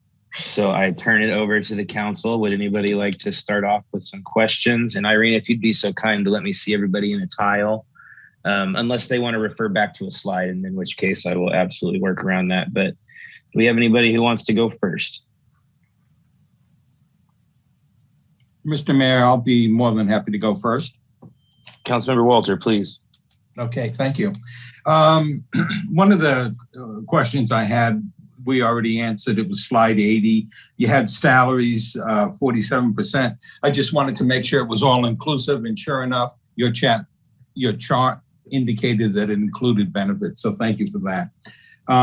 Page 66, expenditures, there is police expenditures. I believe we is budgeted to be 4.5 million. We're at 2.1. I'm just wondering why such a lag there. I mean, that's predominantly, I would think when something hits the police department, it automatically falls to the expense column. So I'm just wondering why we're so far behind there. Or maybe we're not. What was 2% under? I mean, you would expect it to be 50 at mid-year, right? So yeah, okay. All right. I think they're close enough that if there's a large purchase that they're planning on, then it will make that up the second half of the year. Okay, and then lastly, this is more or less for Kevin and David, I think, you know, pertaining to the past due water customers and sewer customers. Did we not establish a support program financially where people can apply for some relief on their water bill? And we had no takers. My question. Okay. No, that's correct, Councilmember Walter. We used the remaining balance of our neighborhood grant program to offer $100 one-time relief We have had it. I don't have the number with me. I wish I did, but we have had a steady stream of people requesting it. I wish I had the number, but I would, if I was guessing, Irene, maybe you could help me, maybe at least 30 folks have taken it, probably more, but I can report back with the actual number, but people have been requesting it and receiving it. Okay. I just wanted to make sure it was still in place, and I'm sure you'll come back to us if we need to fund it a little more heavily than what it's funded now. So, and thank you, Susie, for the report. Councilmember Bagby, I saw your hand go up next. Thank you. Yeah, this is probably for city manager or possibly Assistant City Manager Thompson. As on page 73 under facilities maintenance, I'm on that top line, 54%. I'm surprised, but not surprised. And surprised it's not higher, possibly, because I would imagine that at some point we need to be retrofitting things like, the HVAC systems. But then I guess not surprised in that, buildings have also been empty, possibly for a while. So I just was wondering if you could kind of dive into that number and see, I just wanted to hear if we need to, be prepared for larger expenditures on that line item in the last half of the fiscal year. Councilmember Bagby, I'll entertain your question or respond to your question. And I just pulled up page 41 of our budget, which is the facilities maintenance budget. The majority of the expenses are related to, ongoing maintenance of City Hall, the police station, and our Public Works Annex, and consist of our largest expense is janitorial. And for a period of time, we did, because of staff working remotely, we did reduce some of our janitorial services, or at least divert some of them. But I think your question about whether we might anticipate some additional expenses to address COVID is a good one. That's something actually senior staff was discussing this week. We do think in order to reopen City Hall, there is likely some work that we need to do with the heating, ventilation, and air conditioning system, or HVAC system, as well as installing some HEPA filters within City Hall and our police and annex building. And then and just a quick question, David, does the library fall under that as well, because we own the building, or are they responsible for any, because I know that they have increased hours on their horizon coming up?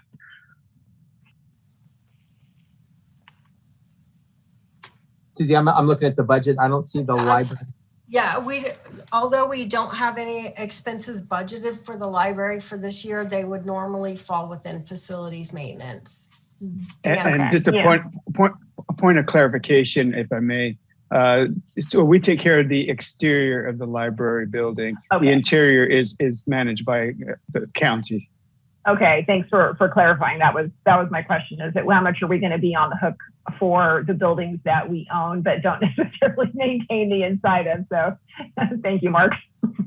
And the reason that we're at 54% is because we did do a budget amendment this year to move the trailer out, the annex trailer.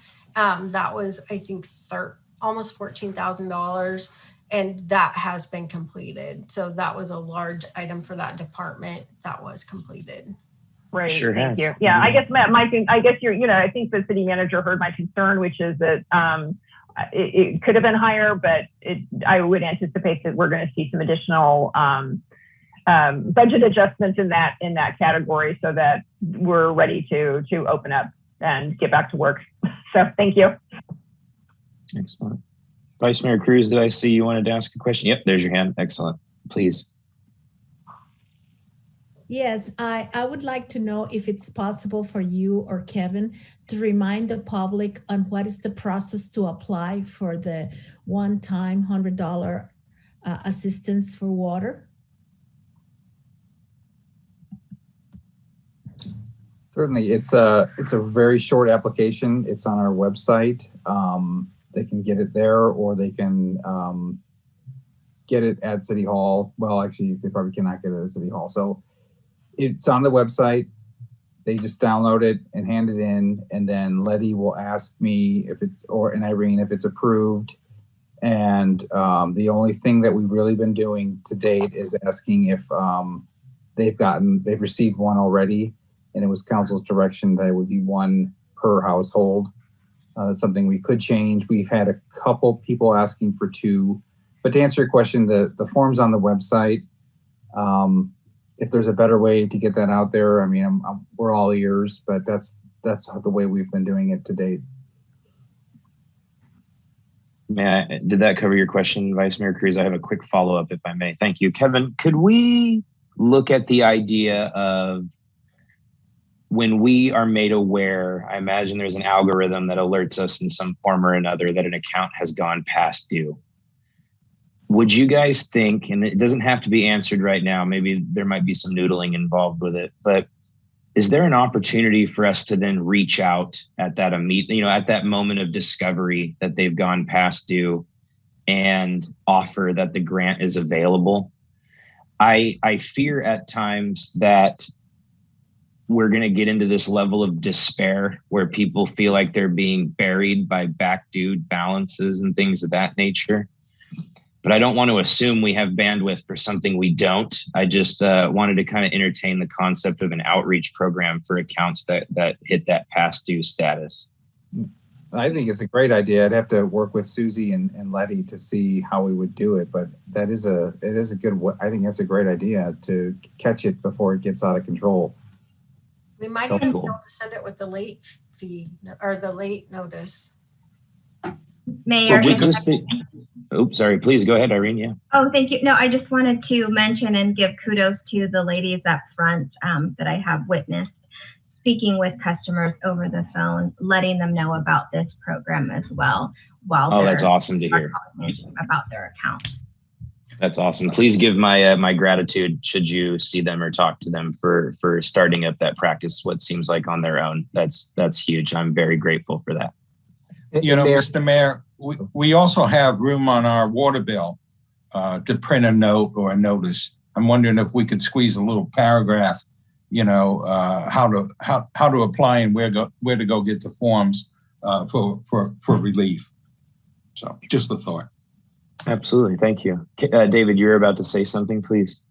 Thank you, Mayor. And sorry for interrupting. I was just going to mention, as Susie reported, we have approximately $43,500 in past due expenses within the sewer enterprise and approximately 30 in the water enterprise. So we're in total about $73,000 is past due at this point.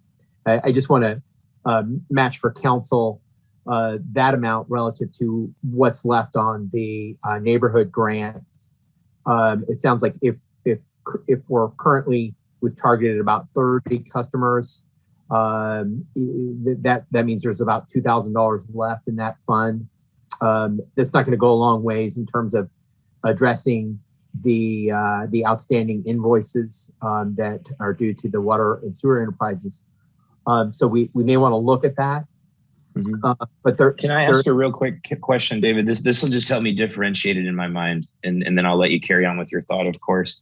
Does this consider commercial bills as well? Because I believe what I heard was about 177 accounts that equated to about $30,000. And so that to me says there's got to be at least a couple in there where we're talking multiple $1,000s in arrears.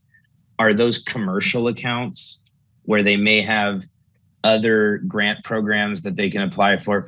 I mean, I don't want to be presumptuous. I'm really asking here, but does that start to differentiate a bit in where the neighborhood grant fund was, with the best of intentions, conceptualized to really help our private ratepayers that are on an individual basis or their individual homes? And so I wonder if, considering some of them are commercial accounts, if the remaining balance could still have a level of impact for household ratepayers? Definitely could. The majority of the single family or yeah, I'm going to say single family resident, but it could be not necessarily be one home. It might be an apartment or something. An EDU, maybe that's the best way to say it, are about $100, 90 something, 90. But obviously significantly more in quantity than what our budget for the neighborhood grant allows, but not necessarily reflective of the $34,000 in its entirety. Okay, thank you, David. Go ahead. Oh no, I was just going to say I had cut David off, but if you have a thought to finish, please, and then I'll turn it back over to David, of course. Well, I just wanted to mention it sounds like council may want us to look at that, and I think it would be important to do some analysis on the breakdown of those outstanding expenses by commercial accounts and residential accounts. So kind of a high level perspective. And there's currently legislation at the federal level that is working its way through the process that, should it get approved by Congress, will likely provide some utility relief. It will be necessary for us to ensure that we are able to, utilize that funding to help our residential and commercial customers in Cloverdale. So that's a possibility for us, in the future. But at this point, we don't have enough details about the federal funding for utility relief. But if council so desires, we can do additional analysis on the outstanding water and wastewater expenses and at a high level, and bring that, either back to council or to subcommittee. Excellent. And I think Councilmember Bagby has some input on that concept. I saw the timing of the hand. So please, Councilmember Bagby. Yeah, just before the meeting, this afternoon, we received a letter or an email from our contacts at the League of California Cities, alerting us to the fact that that direct, at least for this particular package that's being considered by the House, and will probably be voted on Friday or Saturday. There is talk around the Capitol will be eliminating direct aid to states and to states and cities. And so if the time is really now for us to get our story to Congressman Huffman, and so that he can argue on our behalf for direct aid to cities. And so I know this is a little sideways on the agenda, but if we are interested in getting the money, I think that we need to do our part and send a letter right away. In fact, this week, and I'm actually going to urge.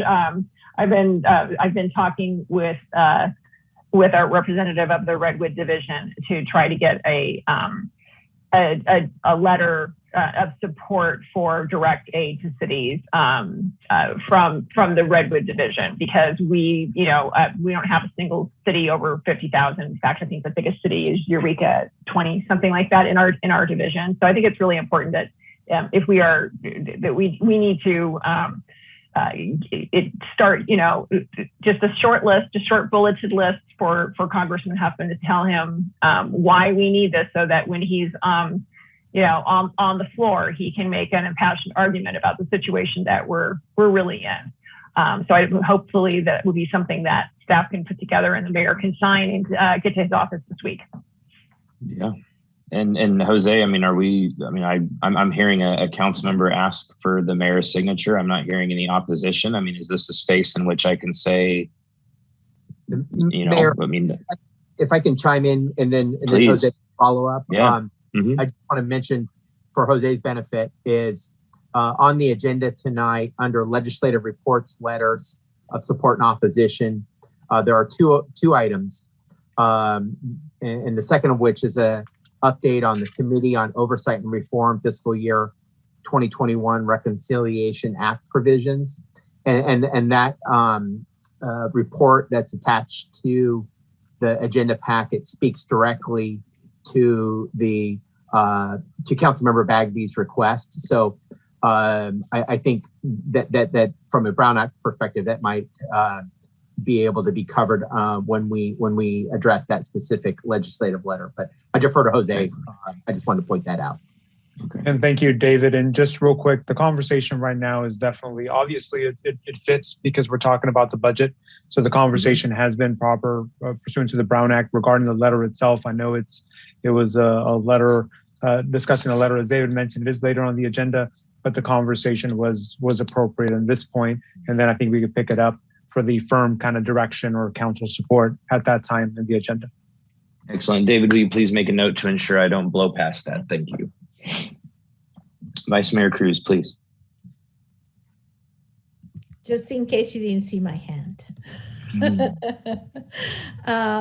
Yes, I was going to mention about the letter and the Road Empire initiative and also the comment at the end.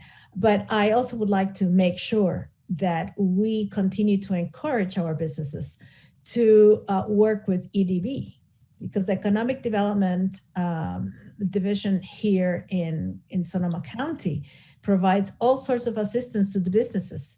And we should not, we should support businesses, but at the same time, they need to seek the resources available to them. They should not just count on our initiative to assist them. They need to take advantage of the programs that are available and that are being offered.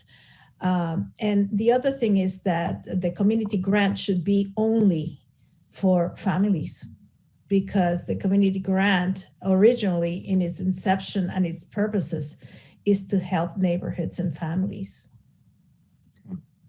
Excellent. Thank you for those comments, Vice Mayor Cruz. Any other questions from council before I ask a couple of my own? Okay.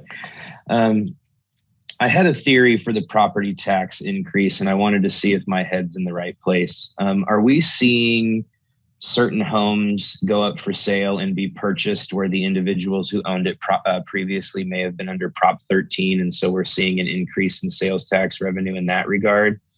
Or does it have something to do with growth in Cloverdale that I just might not be equating to the growth in that revenue stream that we've seen? Mayor, if I can, I'll respond to your question, and Susie may want to elaborate a little bit. So normally we will get a report from the Sonoma County assessor that provides an update on assessed valuations. And assessed valuations are what really drive our property tax revenue.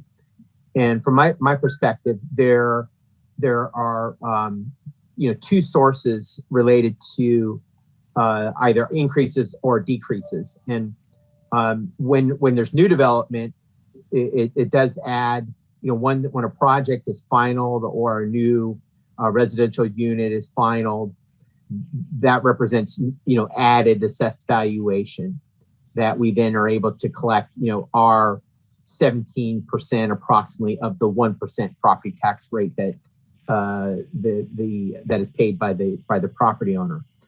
But likewise, we also over the last year did see a trend in increased values of properties, and so that as properties go through the normal sale and transfer process, though that the increased valuation that occurs through that process, assuming it sells at a higher price than it was originally, we're able to capture, again, that increased increment. So there's kind of, it's a combination of some new development and some property transfers where property values have gone up. And, I think countywide, we've seen the trends reflect overall increases in the median home values, and Cloverdale hasn't been exempt from that. We've also experienced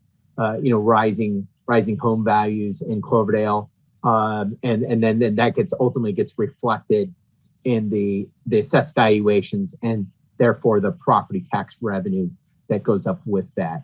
And so generally, through the pandemic, that's been the kind of positive signal is property tax or assessed valuations have continued to increase, and that's been kind of our saving grace is that the increase in assessed valuation has continued to support local property, our share of our local property tax revenue in Cloverdale. But whenever we do add a new building, so for example, when Vine Ridge got approved or got finalized last fiscal year, ultimately that gets added to the tax roll. And so you take the valuation of a new project like that, and we're now collecting taxes on the new assessed value from where it was just tax revenue on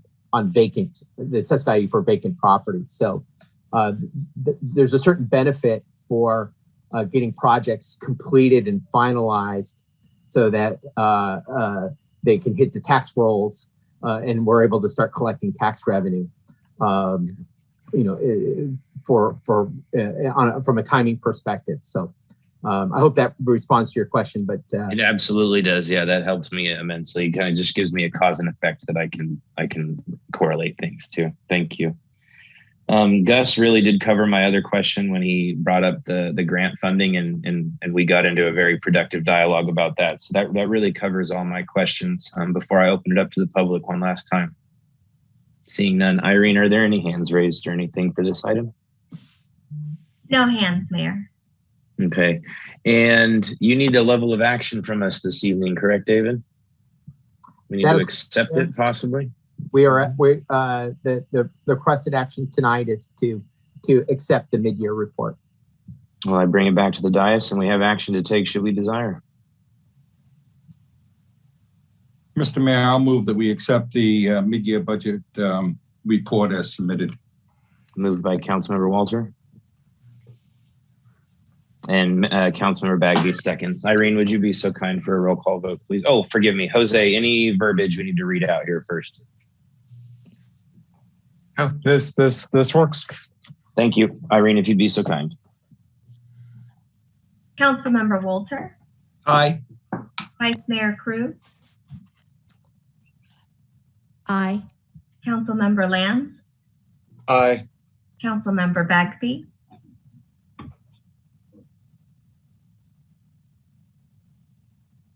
Aye. I think I froze, sorry. And Mayor Turner. Aye. Thank you, Irene. Appreciate it. So we're going to move on to our next item here, which is a discussion and direction on an ordinance amendment, Chapter 15.37 of the Municipal Code, regulating certain wireless telecommunications. And David, I received a nice overview from you on this, and then I imagine there might be a senior staff member that is doing the bulk of the report, but I'd love an introduction, please. Absolutely. Thank you, Mayor. Happy to introduce this item. So small cell, just for reference, relates to what you'll often hear the term mobile 5G, and that refers to the new wireless communication systems that power or enable our cell phones, our smart devices, our iDevices, and even our TVs to obtain access to the internet and cellular service. There's a trend within the wireless industry to deploy 5G in communities as our demand for access to electronic services increases. And dating in I think in early 2019, there was some legislation that was approved by the FCC that gave tremendous leeway to the wireless industry to implement small cell wireless in communities. And what we wanted to bring before council tonight is an ordinance or discussion on a proposed ordinance that would help address some of the potential impacts that we foresee from the deployment of small cell wireless within our community. And what our community development director and assistant city manager has developed is an overview of some of the concerns and also some of the constraints related to enacting legislation at the local level that addresses small cell wireless. And so with that said, I'd like to turn it over to Kevin Thompson, and he'll walk you through a more detailed discussion on this topic. Thanks, David. Mayor, council members, my goal tonight is really to get direction. And in the last slide, I kind of lay it out. I'm thinking maybe they could be sent to a subcommittee. But as David mentioned, this is a discussion of small cell ordinance. We currently have an ordinance in place but it's really for tall antennas. Maybe you can go to the next slide, Irene. So again, it is to support 5G, and I know they're going gangbusters in big cities, and they're going up like crazy. It's just a matter of time before they, start getting into the smaller towns. We have had some interest, sort of a tire kicker, asking if we had an ordinance. I'm not real sure. Mark Rincon kind of dealt with it. I'm not sure if they were serious, but we did have a discussion and kind of brought us back to, well, maybe we should put something in place before they do come through. And in other jurisdictions I've worked in, they're a little further along. And you can kind of see on the screen here, just a simple illustration of the difference. One thing about the 5G and the small cell is they typically do go on city property, like utility poles or city-owned facilities. So that's, and not to say that we wouldn't have a macro tower like shown in this picture, but generally speaking, the smaller ones are going on poles and public facilities. Next slide, please. I mentioned we do have a section in our, it's not in our zoning, but it's in our code 1537. It was done in 1997. So clearly it didn't contemplate any small cell ordinances. So again, we're here. I'm here tonight to give you an overview of what these things are and maybe suggest a path forward so that we can be prepared when the applications start coming in. Next slide. Here's some pictures I dug out. I mean, clearly you can see some are better than others. They can make them look nice. Part of what we can regulate, and I'll get into this a little bit, is aesthetics. So that would be kind of what I think we would be wanting to do with our ordinance amendment, is to have some kind of aesthetic guide to what we're looking for. The top left clearly is, not great versus the top right, which is better. So I think one of the main thrusts, I think, in the ordinance amendment, and one of the things that we do have a little bit of control over, given the FCC ruling, is aesthetics. So these are just some pictures of what they look like. They're smaller antennas. You can see them. I think Healdsburg has one now at their main park there, Georgie Park, on the tall pole that lights up the field. But anyway, next slide. So again, David kind of mentioned the FCC Telecommunications Act was brought forward and approved. It was challenged, brought up to the Ninth Circuit Court, where it was upheld. It does give, we do retain some power to enact some reasonable legislation to guide the installation of these in our town. Some of the things are cost recovery, antenna design, location spacing, additional pole and equipment aesthetic requirements are some things that we can sort of still have a little bit of control over through an ordinance amendment. Next slide, please. But what we cannot do is we can't just say we don't want them. We can't just say we don't want them in our town. We can't deny applications based on health concerns, such as those expressed with radio frequency emissions. It does put what they call a shot clock on it, so that once we receive an application, we have to act within a certain time frame and give them basically approval. Or I'm not exactly sure how we can deny it, but there's a shot clock, and we have the same kind of thing in planning with the where we have to respond within a certain time frame. We can't deny them the use of the public right-of-way to install their equipment. And it does limit the amount of fees that we can collect. So that's kind of our constraints. The previous slide sort of talked about what we could do. Next slide, please. So any ordinance amendment to our chapter 1537, you would have to obviously comply with the FCC ruling.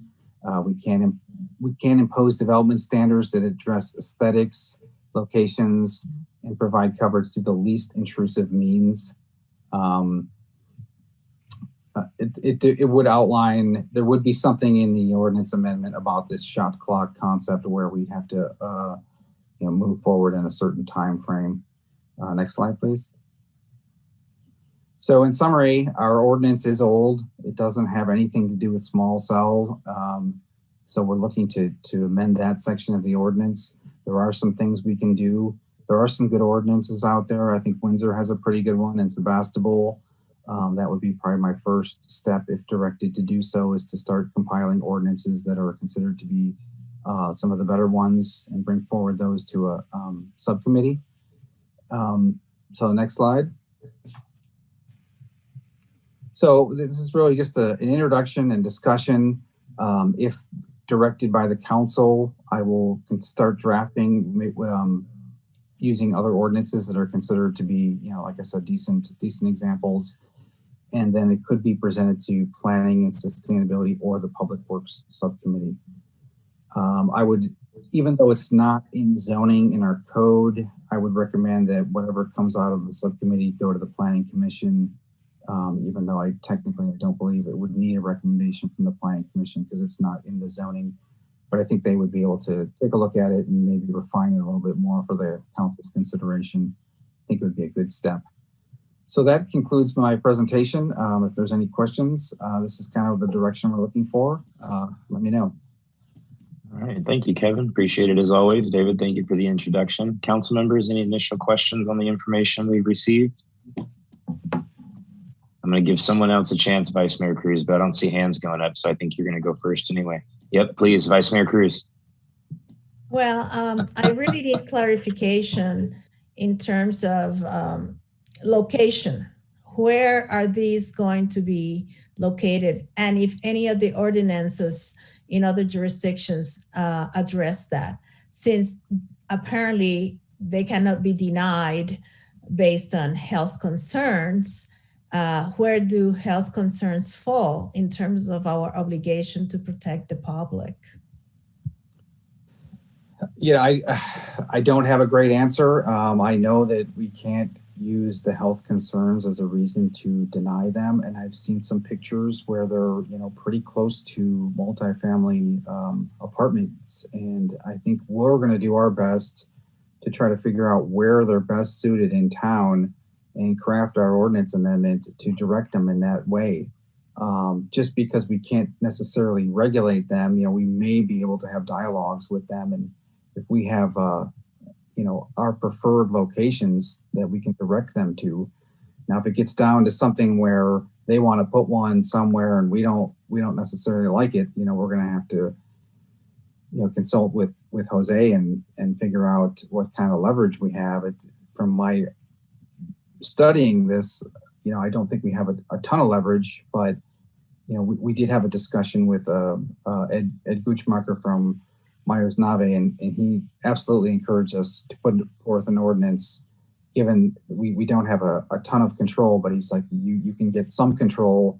So I would definitely pursue an ordinance, and that's where we are. Awesome, thank you. Councilmember Walter. Thank you, Mr. Mayor. Well, some of them are very unattractive, and Irene, you had put that slide up. I don't think you need to do it again. But, the question that I have is question/statement. I prefer not to see them in our downtown on our streetlights. For example, on one of the slides here, it showed them on a beautiful streetlight. But then that leads to if they go on a PG&E pole, an electric pole. So Jose, I'm not sure who owns the PG&E poles. Will they be dealing with PG&E to have one hung on a wood pole, or will they be dealing with us? I think they come in for permits as well. They deal with PG&E, but I believe that they go through the permitting process And one thing that I will point out as far as your comment goes, as far as aesthetics, how they look, location, I think Kevin covered it. One of the things in doing a local ordinance is trying to retain some of that local control, whether it's distance from each other on maybe looks. There's also the negotiation aspect that many jurisdictions have taken on with these companies when they come in. And sometimes the companies, in bigger cities, they come in and they want to put a bunch of them. And then there's an agreements, folks have entered into agreements with these companies. But the first step for us, because we're getting potentially maybe one-offs, potentially the aesthetics, like you're looking potentially on different polls, at least having some guidelines to at least start the dialogue and saying, hey, we're going to take as much local control as we can. Here's what we can do. And really it's about trying to push as much as possible to get what the city wants, knowing that you can't say no, right? But the PG&E is a good point, Councilmember Walter. That's something that we've been looking at, but it's my understanding they're coming in and trying to get permits, and most of them they're actually coming in to put on the city poles, on city utilities. So then we have no control over what goes on. I'm sorry, Kevin, please. I didn't mention, and I really couldn't find a picture, but in some cases they do have to put equipment on the sidewalk on some of the particular models, which would then involve, public works, encroachment, and things like that. So just to be cognizant, even if it is a PG&E pole, they may in some cases want to put equipment at the base of the pole. And the city receives no income from this, am I correct? I'm not 100%. We are able to charge a small fee, but it really, from what I understand, and we'll know more as we get deeper, it's kind of a cost recovery. So I don't think that we can charge and make a decent profit. I think we can maybe cover some of our costs, but beyond that, that was one of the specific things in that FCC ruling. Well, I remember a few years back when the Citrus Fair put up that cell tower on their property, and that whole fiasco that we went through. But the bottom line is that, I believe they're getting income of about $2,500 a year or a month to have that tower sitting there. So there is a revenue stream, but in this particular instance, I don't think that's quite the same. At 2nd Street Park, we have the big floodlights. I could see them going up there, but in our core downtown, I'd rather they didn't. Melanie, I'll defer to you, please. Councilmember Bagby.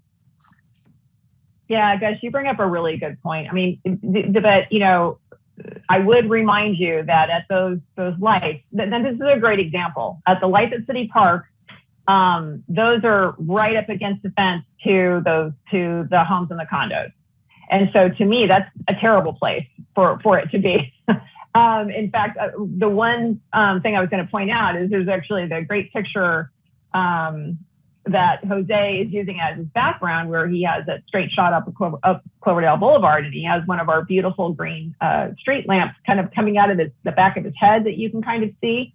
And I think that, honestly, the reason that I think it's so important that we get this done, we get this passed, and we get something that's actually, what we want to see, is the fact that I would, if I were given a choice between, having one of these, 5G cells in front of Cloverdale family apartments on a PG&E pole, or and having it be one of the ugly ones, or having it be one of the nicer ones that's just a green extension on one of our utility poles, I'll tell you, and then have it be in a location where we don't have a bunch of we don't have as many families living. I would choose that.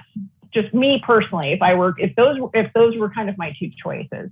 So I think that it's really important that we get something on the books right away, because I know this is coming and we have very little control over it. So let's control what we can. Let's make sure that we collect fees that we need to do the planning that we need to do. And that we can do the negotiating with them and saying, well, that's that's not our preferred route. We prefer this. And we have to give them a reasonable, rational option. And so that's why I think that we really, need to kind of think about, what our values are and how we protect people from proximity as best we can.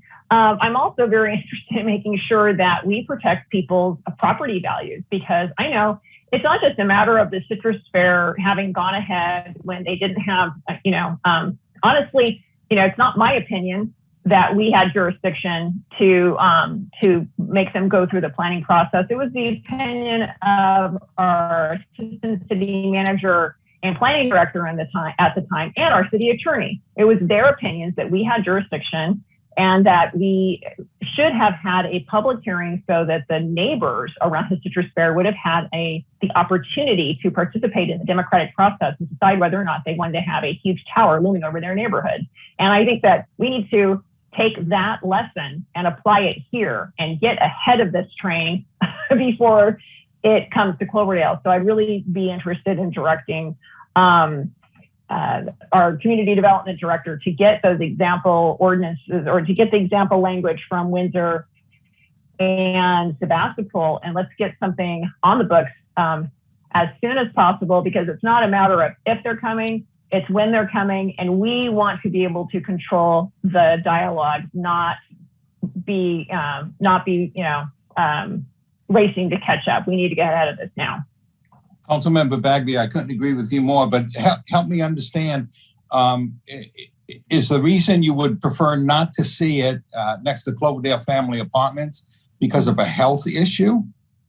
There are definitely some concerns. I memean, this is the thing that this is really, this is a tough issue. And I mean, I was working on the, when this was actually before the California state legislature, and it really got supplanted and taken over by the feds and the FCC. They pretty much just undermined any of the local activism or local input on this. And there are some concerns from people here in Cloverdale who came to council meetings and gave testimony and said that they were concerned about the health issues of these small cell installations and the larger cell towers. So that's something that is organically present here in Cloverdale amongst our own citizens. So I think that because, and it's specifically called out in the important tips and action steps in the supporting documentation, that we can't object to it on the basis of health concerns. So if we do want to be able to draw them away from our residential areas and multifamily apartments, or our neighborhoods, we may want to just give a little bit on maybe seeing them in downtown, away from the more densely populated neighborhoods. That might just be a compromise, and the public hopefully will come and give some input, but it may be something that we want to compromise on. Well, I could definitely live with the picture that I'm looking at in the staff report with that little green boxes on top. Yeah, me too. I think that looks fine. Assuming that we, of course, I know we're going to have to give them some type of an encroachment permit, some type of an easement to get on top of our pole. And I'm sure they're going to indemnify us against any suits, because if a car hits the pole and it smashes their equipment, don't come to us for it, have your own insurance. So you're right. I'm just concerned with PG&E having control over a lot of this places where they may want to put them without us having input on that. So we still would they'd still have to come to us for a permit. And yeah. Thank you. Vice Mayor Cruz, I think I saw your hand go up there. Yeah, that's precisely what I was discussing with David this morning. It's the location. I much rather have it in our corridor, which is the Cloverdale Boulevard, than to have it in any neighborhood. And especially anywhere where there's a whole bunch of children. So I'm going to be one watching. And I could probably wouldn't be able to vote to say no next to family apartments. But, I'm very wary about this, because many times when it comes to water and problems with contamination And when it comes to cell towers, etc., it's always minority communities that are mostly impacted. So if I cannot vote on that, I'm definitely going to mobilize for people to be aware that this could be a situation that could be harmful, and much rather have it in the commercial area. We're only 3 miles. So it's different from what Windsor could say, which has a greater geographical extension too. So we have to be very careful about where location is what location is given to this permission. And this is something that definitely believe that we have to discuss in the planning and sustainability subcommittee. Well, I agree with you, Councilmember Cruz. And I think Councilmember Bagby was just giving an example. Another concern that you have to have is, we have no control over the school district. If they decide that they wanted to put them on the football field, on top of the lights or the score tower or something, what's our control over that, Jose or Kevin? Negotiations. Yeah. No, and that's something, those are all things we're going to be looking at in the ordinance as far as bringing in what examples we bring forward. But I know the school district does handle a lot of their own on their property. But those are the type of issues. Everything you've just mentioned now are the type of issues that Kevin is kind of asking for direction to start kind of formulating an ordinance and looking at other good examples. And, we could definitely provide a lot of examples for Kevin as well. But this is very helpful, this dialogue, because it gives us kind of the important facts or important points to look at in these ordinances, maybe to model something. Now that we're listening to what's important for the council, model something that reflects those concerns. Excellent. Councilmember Bagby, your response, please. Oh, just one thing to add too. I mean, currently, it's estimated that in order for these 5G networks to be effective, they actually need to be spaced about 500 feet apart.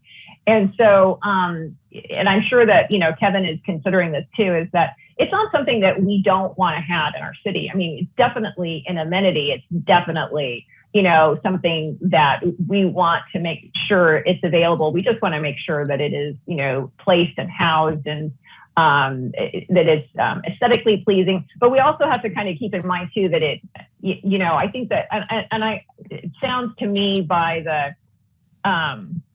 the description that was attached is that it has to work. So, if we just make if we write it so tightly that they can't get a unit every 500 feet, we're going to lose the battle anyway. So that's kind of where we have to strike balance.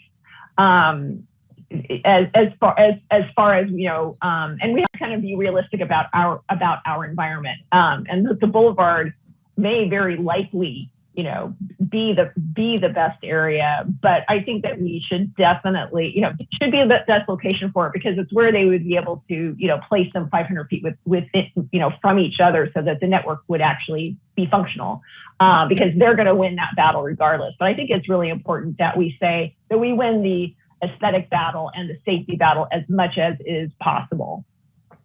So I would just look to Kevin, and when he's kind of gathering the information, that we also maybe look at what would be our preferred corridors, and to have that kind of come to, whether it's planning and sustainability and then the planning commission. But just, let's put this in reality world and in context, and what are the physical areas, in town that are, they would be the best layouts that they could be laid out, 500 feet within each other, but then also, protect kind of some of our sensitive areas. That's kind of what I would want to see on the next draft.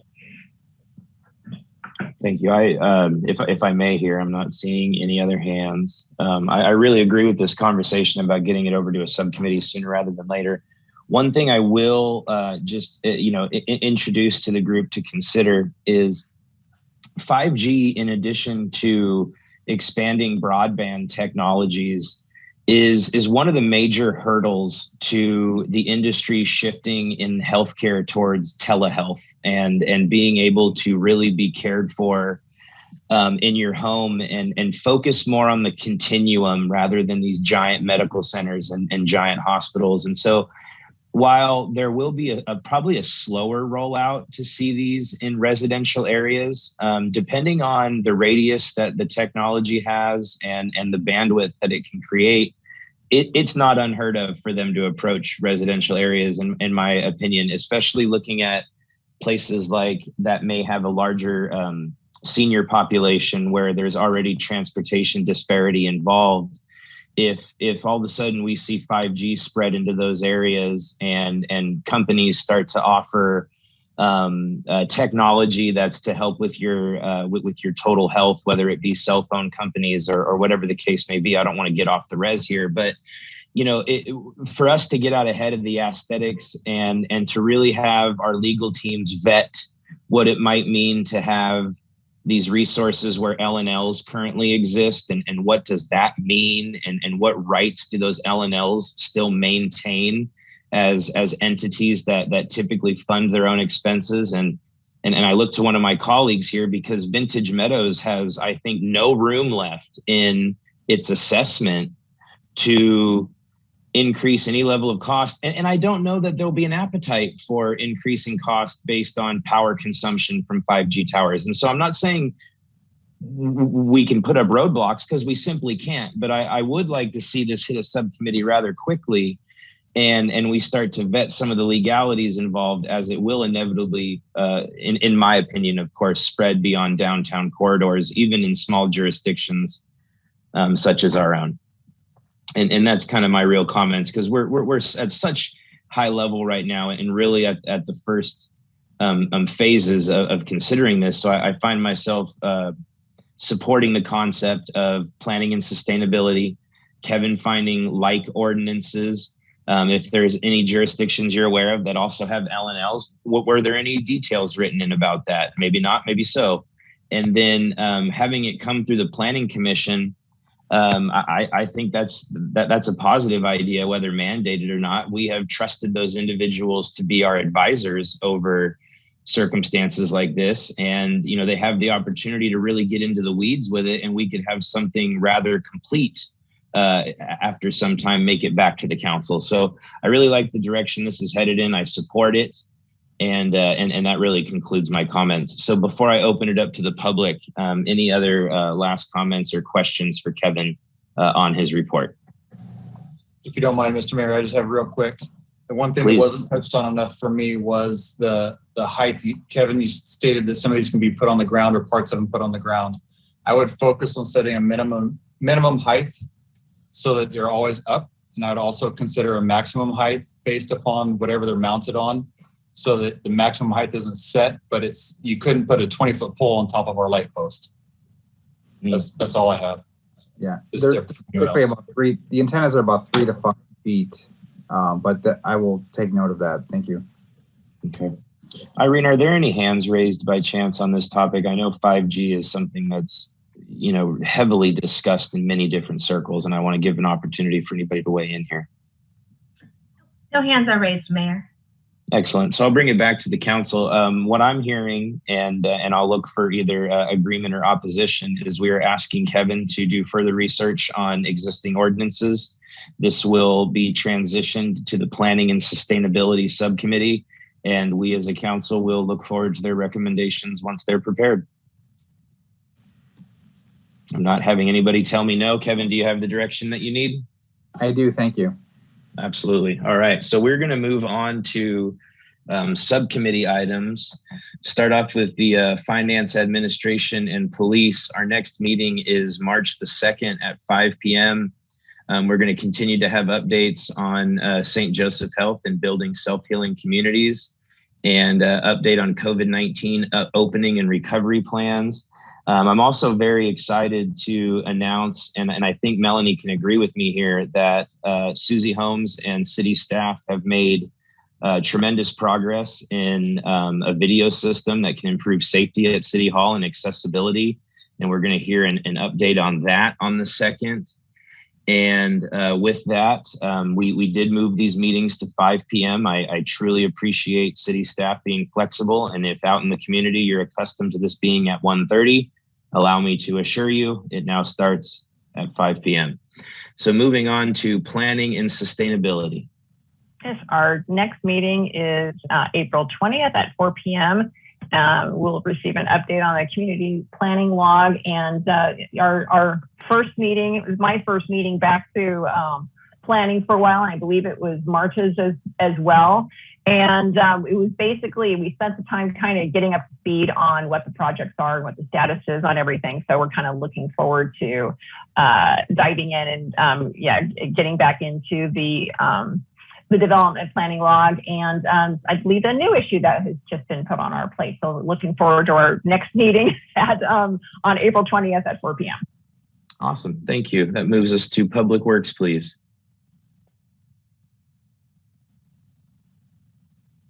Oh God, that better not be me. It's not me, is it? I know it's Gus. No, it's me. Thank you. Mayor, thank you. Our next meeting is March 23rd. Thank you. Thank you, sir. I appreciate it. Joint City Fire, please. Not until June. And I would like to ask David if there has been any follow-up from the fire chief regarding some of the abatement by Clover Springs.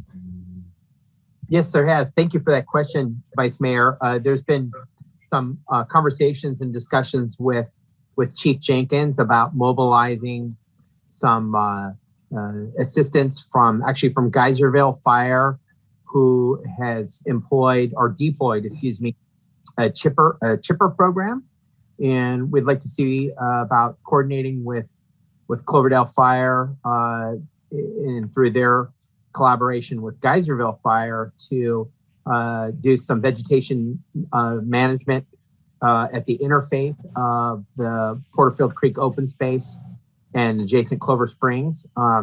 There's a little bit more coordination collaboration we need to do with the chief on that, and make sure that we're addressing liability and that we do plan accordingly, and notify the neighbors of planned work. But we'd like to keep very amenable to working with the city on doing some chipping work to address some of the down vegetation, at least in close proximity to Clover Springs. And so that's a work in progress. And with the mayor, we also collaborated with the chief on bringing a presentation to council. We've identified 2 target dates because in discussions with the chief, he also, it was an opportunity to educate at least me on fire safe practices and what homeowners can do to help address and mitigate fire in their own backyard, some of the kind of best practices. And I think that's a valuable conversation to bring to council and ultimately be able to present that to the community, because individual homeowners also bear a significant responsibility in terms of addressing their own fire safety. And I think it's important that they hear that from the experts, in this case, our fire chief. Excellent. Thank you, David. I appreciate that. Thank you, Vice Mayor Cruz, for the update, and look forward to the update after the next meeting. That takes us to Joint City School District, please. Next meeting is March 1st at 5 o'clock.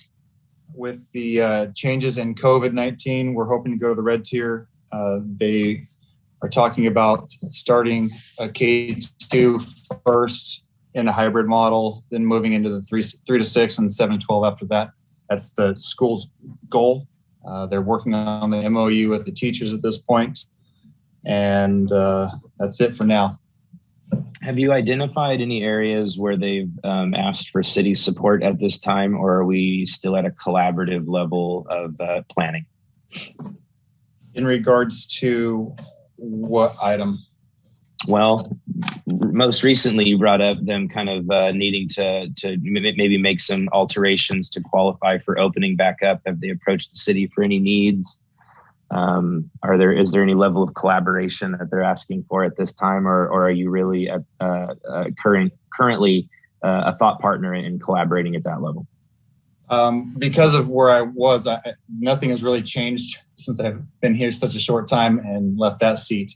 They are on track and ahead of the rest of the county when it comes to what's necessary to open up. They are probably safer at a school classroom than you are in a hospital with their air systems at this point. They have nothing that they've asked us for or spoke to me about that is new or look to my my assistance through the city. So at this point, it's just exactly where it was. Awesome. Please keep us apprised as appropriate. Absolutely. Vice Mayor Cruz. Yes, we have a weekly resilience meeting, and the school district is missing at the table. Could you speak a little bit about this, David, and see if perhaps that is something that we as a council are interested in approaching the school district about? Absolutely, Vice Mayor. I have personally extended an invitation to Superintendent McLean to participate in Resilient Cloverdale. I know she's she's very busy working on reopening, and shared with me that it's been a challenge being a new superintendent, just getting up to speed. But happy to revisit that and resend with open arms and invitation for the school district, and if not Superintendent McLean, maybe the other staff that may like to participate, because I do think what you're alluding to is the opportunity to collaborate on some of our resiliency measures, and the school district being a significant partner in our community, there's certainly an opportunity for them to help and collaborate with us in our community on resiliency. I think that's a great idea, and I will also approach Superintendent McLean. I know that in the past when we had our fires, the schools were an integral part with housing and busing and food and a lot of different items. So I will actually approach her as well and see if I can push that down the road a little bit. Yeah, and it doesn't have to be her. It could be anybody else. Right, but I wanted to go through her and be her making it happen. Yeah, but just make sure you remind her that she's been invited and that we definitely would like to see one of the largest locations in town to be part of the resilient effort. Absolutely. Awesome. Absolutely. Thanks for the collaboration, everybody. Appreciate that. It sounds like we have a productive pathway forward. With that, we're going to get into the homeless community advisory group, please. There is still no meeting scheduled, but I'm really looking forward to one being scheduled as soon as possible, especially with COVID. We can hopefully meet in person or at least get a Zoom and get back on track. Excellent. Thank you. So that's going to move us into council reports. I know we saw one from Councilmember Bagby in writing. I also saw that you posted it on Facebook. I was inspired by that. I might steal from you and borrow that practice. Are there any other council reports? Vice Mayor Cruz, please. I was late submitting mine because I was back-to-back on meetings today, but it's been sent to Irene. Excellent. Thank you. All right, informational reports, I see none. David, did I interpret that correctly? That's correct, Mayor. Excellent. That's going to move us into our legislative reports. And this is where I've asked David to make a couple notes for us to slow down the meeting a little bit and talk about a couple different letters that are being asked for council approval or a mayor's signature, however you choose to view it. And there's been some feedback on the CRV letter and how we can potentially continue to support efforts being made towards rural counties, and I'll give Vice Mayor Cruz an opportunity to speak to that. And then we also have the Committee on Oversight and Reform Fiscal Year 2021 Reconciliation Act provisions, and this is where it fits into Councilmember Bagby's comments earlier in a call to action for the mayor to support with council approval a letter of support for money directly to small cities through Congressman Huffman. Did I capture that okay? Okay, good. So first, what we'll start with is the CRV letter. David, if you can give us a real high overview of how we got to where we are today And then I want to turn it over to Vice Mayor Cruz for some recommendations on alteration to the language.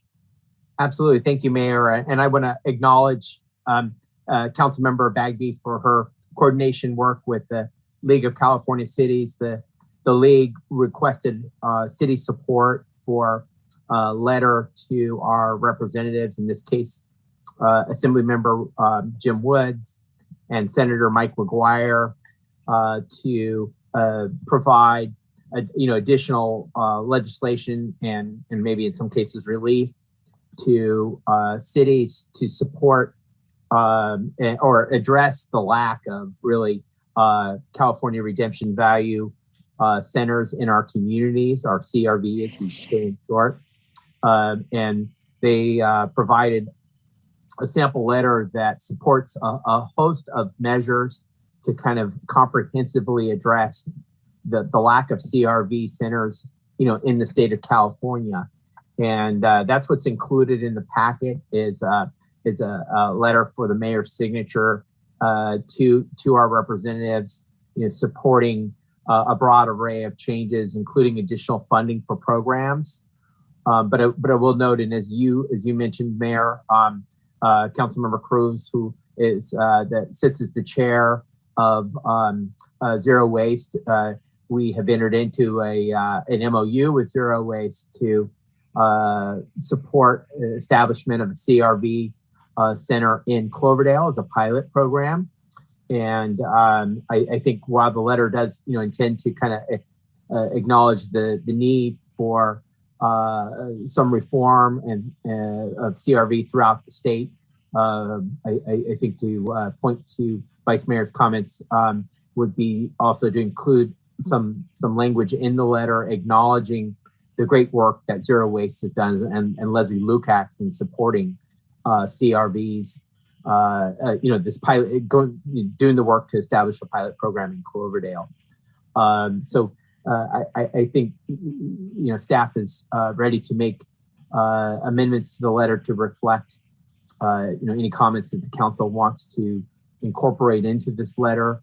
Again, it has broad support by the league, but acknowledging the work that we're doing locally is also an opportunity to showcase some of our important efforts that we've already done, and that Vice Mayor spearheaded locally to help try and address this issue, right here in our own backyard. So that's kind of a background overview of the letter. Thank you, David. I appreciate it. Vice Mayor Cruz, would you be so kind as to give us some context and vocalize your request for certain changes in language, please? Well, actually, I contacted Zero Waste to see what would be the appropriate paragraph to add to that letter. I mean, I'm definitely in total favor of this letter because many of the rural communities do not have the opportunity to work with such a strong organization as Zero Waste. And Zero Waste wrote a grant for the pilot program, including the town of Sonoma, Cloverdale, and I think Sebastopol, which don't have CRV stations. The problem right now is that Zero Waste is working with the state because the pilot program has a different redemption process than what the state wants to do. So we're trying to approach them and say, look, if we're going to have this pilot program in this manner, why get people into a different process? So, but that's something else that Zero Waste is working on. But we cannot be oblivious to the work that they have done in Sonoma County. So we need to highlight what they have done here, and the fact that the grant was approved and it's just in the process of being implemented. We haven't made the announcement yet because it's not totally ready. There are many parts to it.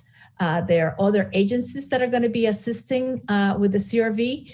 And we have to be very grateful to Dahlia and Sage, who are going to be the hosts here in Cloverdale. I mean, we couldn't get it going with any other commercial store here, but we got it with Dahlia and Sage. So another reason why we need to continue supporting our local initiatives and businesses. So I sent David what Sonoma to Zero Waste is suggesting. And I think that you should review that, add it, and then send it to the mayor and you know, to Councilmember Bagby, who's been working on this too. Actually, Sarah had asked me to make a presentation to the league regarding the CRV achievements. And that's my dog snoring, okay? If you happen to hear that. All right. I was hoping it wasn't my stomach growling, so that's good to hear. He needs to have mommy time once a day, and I've been in meetings all day without any you know, touch, and he just like made me change seats. So I'm very proud of what Sonoma County is demonstrating in the state in terms of CRV efforts and opportunities for grant writing. And Excellent. This is not going to stop here. It's going to get better. Awesome. Thank you. Councilmember Bagby, you had your hand go up, and sounds like you've been involved with this a bit, have some input. Really looking forward to it. I mean, I just would say, I'm sure that any, you know, if it's fine with David and it's fine with the mayor, that the language. There goes my, okay. There goes my headset. Can you guys hear me? We can, yeah. Okay, yeah, sorry, the computer just took over. Okay, yeah, it's a long meeting. My headset finally died. Okay. Yeah, so yeah, just sorry, briefly, I'm sure any language that they gave is from Zero Waste to be inserted in the letter is going to be fine. And first of all, I just think it's important that we support, you know, other cities our size and just kind of tell our stories. I know a lot of times it's like, you know, oh gosh, we're sending in another letter, you know, what good does that do? Well, the fact is that they actually do get read and they do get entered into the record, and it gives our legislators some ammunition that they need when they are on the floor to, you know, talking to another assembly member or senator from LA, where, you know, they've got CRV, you know, they've got these facilities all over the place, and they can tell a story about, well, you know, I've got a city of, you know, 9,200 people, and I've got a region where, you know, the average size of the city is they're all under 10,000, you know, so it allows them, it gives them the ammunition to kind of tell our story and you know, express kind of what our difficulties are, you know, in this region. And it's the fact is that we are just grossly underserved on opportunities for CRV. And we only have hours in Cloverdale, unlike probably the rest of the cities our size or smaller in the Redwood division, because we got a grant, you know, because Zero Waste was on it and they went after the money and they were, you know, lucky enough to get the grant. Otherwise, we still wouldn't have one. So I just think it's important that we get this information, that we know, we tell our story, we get this information in the hands of our legislators so that they can, you know, advocate with, you know, the real situation, with information about the real situation on the ground. It's our responsibility to get that information into their hands. And so, yeah, for that reason, I just think it's really important because, you know, we saw it here in town. We have people coming to us saying, I can't take my bottles and cans to Raise anymore. I have to take them down to Healdsburg. I have to take them here or there. And it's like, by the time I do that, the gas money, it's not even worth it. So this is something that, you know, our constituents are asking for. And, you know, is this part of delivering that service that they're asking for help with? So yeah, I'd say let's just insert the paragraph and send it off. Excellent. Yeah, so do I hear any? Unfortunately, it takes a long time. I mean, this is like going on my third year and it's finally coming through. Yeah. And it started long before I got into Zero Waste. I mean, yeah, it seems ridiculous, but that's true. I think it's 3 years, and just to get CRV. And if it weren't for Leslie working her butt off getting this done, and she's been working on this since, I mean, because I was on the, you know, committee that hired her. So she got to work on it right away. And if it weren't for her, and if it weren't for Dahlia and Sage, we wouldn't have this. And we need to tell our legislative team that it's like, this is the only reason we have it. I doubt that anybody else, you know, many of the other cities our size from here to the Oregon border have one. And that's ridiculous. Do I hear any opposition to me signing this amended letter? Mr. Mayor, I'm going to leave it to your discretion along with the city manager. Thank you. Thank you. All right, I think we can go ahead and you and I will collaborate, David, and I think it'll be very doable to incorporate Vice Mayor Cruz's language, and we'll obviously allow you to see a draft just to make sure before I get the old wet sig on there. So thanks for the feedback on that and the collaboration. We'll go ahead and move that one along. The next one is Melanie made mention in a previous item regarding the mayor signing a letter of support for Congressman Huffman and directing funds directly to smaller municipalities. Melanie, may I just kind of turn it over to you for one more kind of overview and what the request is? Well, this is, this is something that Jose and David are, much more qualified. But I'll just say, I wanted to make sure that it came to our attention, and also that I'll be bringing this up at the Sonoma County mayors and council members legislative meeting on Friday. It may be too late, but I'd also, brought this to Sarah's attention because we really need to tell our story. And I think that tonight's meeting is an example of that, is that, cities need direct federal funding for the shortfalls that we've been hearing about tonight, or the shortfalls and the challenges and everything that we've been dealing with above and beyond the call of duty, since COVID struck. So they need, he needs ammunition so that when he's on, the floor of the House, he can talk about, cities that are less than 10,000 who have been, who are, and actually, looking at our budget and our expenses and our revenues, we're better off than a lot of our neighbors. And, and we're still going to be, struggling to figure out how, what we're going to cut and, how we're going to make sure that we're maintaining services. So, we need to get that story in Huffman's hands. And that's why I contacted Sarah and just said, what, we need letters from the individual cities, but we also, I think we should, canvass the other cities in the divisions that are our size so that we tell our stories and he knows what's going on the ground. And of course, I kind of started this when, over a week ago, and since then we've gotten an email this afternoon from the league saying that there is scuttlebutt around Washington saying that they could possibly, cut a lot of the city and the state funding. And, we need to let them know that, we need help. So I just think it's important that, that we tell our story. And again, it's like, we think it goes into the black hole of the letters, but the fact is that they do get read and they do become part of the record. And every once in a while, a story gets pulled out and it's part of the argument to hopefully convince people to keep, something like keep that funding in the bill. So I think it's important that we get this out and get it out right away. Okay. Do I hear support from the council for me to work with David in collaboration with Melanie, get a letter drafted and I'll go ahead and sign it? I can agree with that.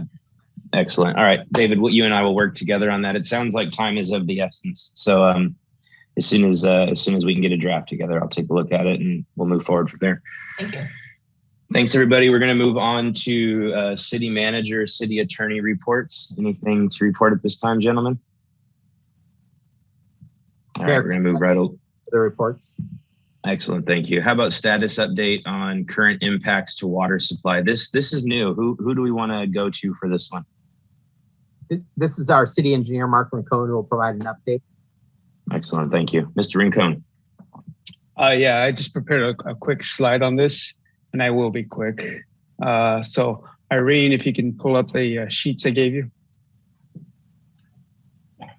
So tonight's weather report is, this is an overview of our water supply rainfall outlook. This is put out by NOAA, and you can see that we're a little below average in that area. Continue downward, please, Irene. And we're definitely moving into a drought. You can see right now Sonoma County is kind of split between moderate to severe. Go ahead and move down. Should be no surprise. Here's a historic view of our droughts the past 20 years. And you can see there's just a pattern. You can see the major drought there starting in basically 2012 and continued to 2017 until we had that miracle fall where we had basically a atmospheric river hit us. Anyways, so you can see we're starting to trend similarly. Next page. So here's some county numbers. I won't get into it, but it's a dry year. Basically, that's what it's telling us next year. Next slide, please. So here's the Cloverdale rainfall to date, February. Basically, all our most productive months have been short of what would have been an average or a mean. And so February is becoming dismally dry. There's still another week left, but we're not going to catch up. Likewise with March, is a good rainfall year. That's probably the only chance we have left in order to make up some waterfall, but it will not make up the big deficit that we're running. Next slide, please. And so this is the water production. So this kind of show you that we're still trending towards the average, but as we get into the summer months, we're going to have to do some stage cutbacks, and that's yet to be determined. The state will guide us on that one. But as you can see, we're still trending like last year. And Lake Mendocino, this is where the storage is. Check it out. It's there, that black line at the bottom. It's not looking well. All the previous years are towards the top. And so you can see that we're starting off the year pretty bad. Lake Mendocino quite down. As a result, Sonoma Water gets to do certain cutbacks on the flow coming down the northern part of the Russian River. Next slide. So this is the flow currently. And in Cloverdale, it's the yellow one, and it's pretty good right now. But they're still releasing water, and we're still getting some natural inflows, but that will curtail down significantly. The state board has approved the cutbacks on in-stream flows. So Upper Russian River, measured at Healdsburg, is about 20. It's going to be about 25 cubic feet per second. That's where we start to see some air entrainment in our water production. And so we're going to have to take certain precautions in terms of de-airing our intake and then setting it into the treatment. So there's some operational things that we can do to mitigate that. But again, it's just we're starting to basically suck air. And I think that's it. That's the last of it. So I'll if anyone has any questions, but basically, we need to start considering cutbacks, staged cutbacks. And I don't know if that's going to be a stage 2 or stage 3, but the state will guide us on that. Excellent. Any questions for Mr. Rincon from the council? Yeah, thank you, Mr. Mayor. Mark, what about the snowpacks? I understand that up in the Sierras, they were getting quite a bit of snowpack. Do we really get any benefit out of that? Unfortunately, we did not. We're not connected to the state water system at all. And so the closest that water gets to our area is the North Bay Aqueduct, but that just goes into Napa County. It doesn't make its way all the way to Sonoma County. So we're totally dependent on the Russian River for our water source. And of course, there's the groundwater too, but for the city of Cloverdale, we are dependent on 100% on the Russian River. Okay, thank you. Thank you. Any other questions for Mr. Rincon? Excellent. Thank you for a wonderful update, Mark. We appreciate it. Will we be expecting these regularly? Yeah, we should. We should look at this as every council meeting or every other council meeting, but I'll leave that to council's direction. Excellent. Thank you, Mark. I appreciate that. That's going to move us on to status update on current emergency. David, how are we doing?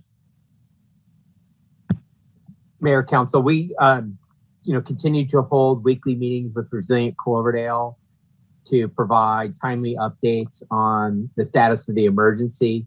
This week, one of the key updates was from Dr. Burdick, our the key health officer with Alexander Valley Wellness, and she provided an important update on the status of the deployment of vaccines in Cloverdale, and it's been really positive.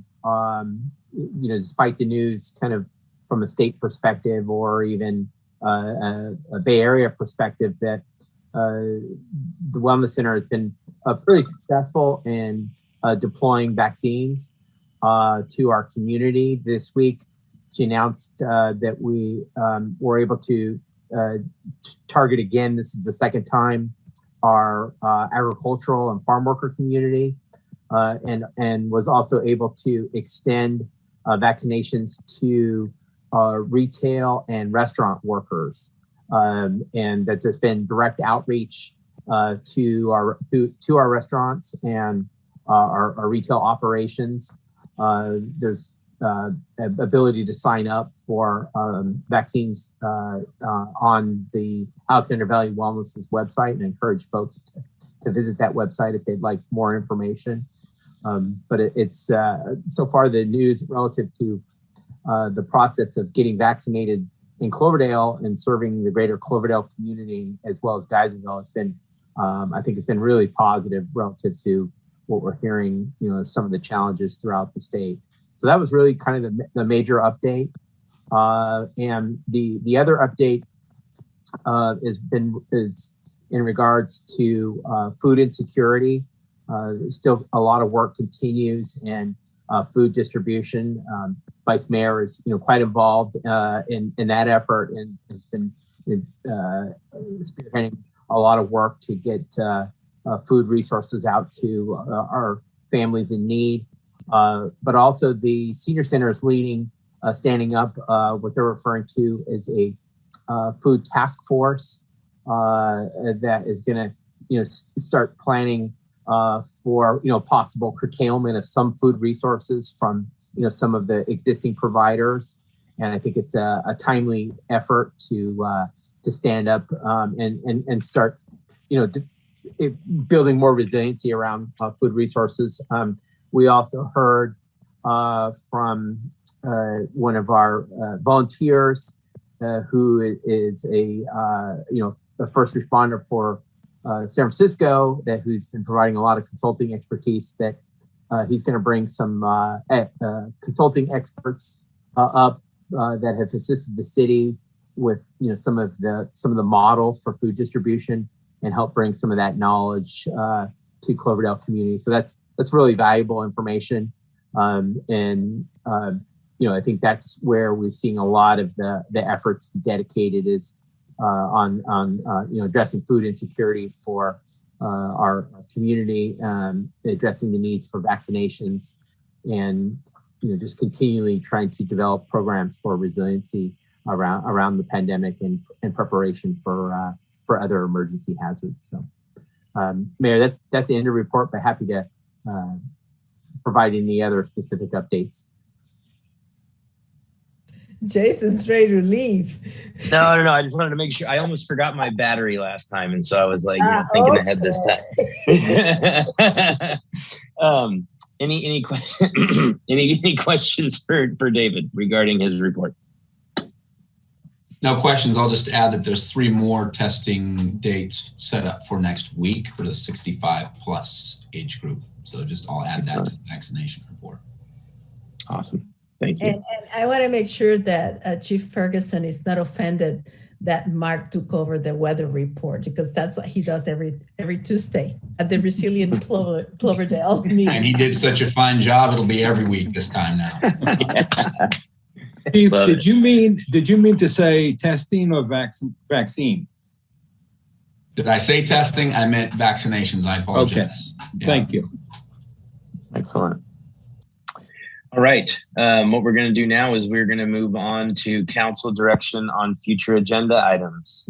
Do we have any items that we want to make sure on the future agenda? I saw Vice Mayor Cruz's hand go up. Please go right ahead. Yes, I really would like to see once and for all that all of us had looked at the governance manual, and that we get a clear direction on what are some of our obligations to the city in terms of our representation in regional meetings. The things that I have been doing is because I'm out there talking and advocating for Cloverdale. And it's the opportunity to be able to jump on the phone and say, hey, this just happened. How are you going to help me? How are you going to do something for my constituents? So now there are so many committees that we have to go to, and we need to be present to bring change and to bring services, not necessarily, good change, good services, and awareness to Cloverdale. So that's one of the areas in the governance manual that I really would like to emphasize. But I think the once and for all, we should all look at it and update it where it's necessary. And when we start our new fiscal year, that should be finished too and start fresh. And David, I think we have, if memory serves me, March is a 5 Wednesday month. And it makes me wonder if it will line up some of the timing getting into April for anything that's on the future calendar for city staff, that April or May might warrant a lighter agenda, because this is going to be a very meaty topic, right? So that is going to be something that's probably going to warrant a lot of discussion. So I don't see any issue having it being on a future agenda. I think it's very pertinent that we get into our governance manual and make any revisions or clarifications as needed. But what I don't want to see happen is something similar to our Sonoma County plan, where we got to the agenda item, it's about 10:30 at night, and people have kind of started to lose their vigor over it, right? So for it to be the most impactful, it's not only what agenda we choose to put it on, but where we choose to put it in the agenda. And so I look forward to collaborating with you over that. Or if we even have a special meeting just to do that. I agree. Special meeting would be good. Saturday morning, or if there's 5 Wednesdays, maybe the first Wednesday in April. I don't know, but I think a special meeting is warranted for this topic. Okay. Do we hear any opposition to that? No. Okay, David. So you go ahead, Gus, please. I wouldn't think we need staff there other than David and Irene. I wouldn't think we need the full staff there, but of course that's David's call. So yeah. We need all staff there. Yep. Okay, great. So with that being said, David, you and I. Oh, is that Misery Loves Company? Yeah, pretty much. Yeah. You're all coming down with me. Yeah, you're all going down with me. I like that. All right. So David, you and I will work together, and we'll poll the group for availability. But if a 5th Wednesday is a unicorn for most, whereas I don't have any standing meetings on that day, I hope the same for everybody else, that could be a natural place to drop it. So more to come on that. Any other council direction on future agenda items? All right, I'm going to leave you with one little good to the order before we part ways. I am super excited to say that my brother, Kyle Turner, bought a house here in Cloverdale. He moved in on the 12th of February. So if you see somebody a little bit skinnier, a lot younger, and not quite as good looking that looks like me walking around, that's my brother. So give him hell, okay? All right, you guys, I'm going to adjourn. He's over on Chablis. Oh, nice. Yeah. And he's just tickled pink to be up here with his big brother. So, of course I think that, but he hasn't said so much, Anyway, I will go ahead and adjourn us to our next meeting, which, if I scroll my agenda down here a little bit, is going to be March 10th, 2021. If there's a closed session, it's at 5, but for the general public, we're going to kick off our open session at 6 p.m. City staff, thank you again for being here with us this evening in a very comprehensive report. And to my fellow council members, I hope you enjoy your evening. And thanks again, as always, for your collaboration.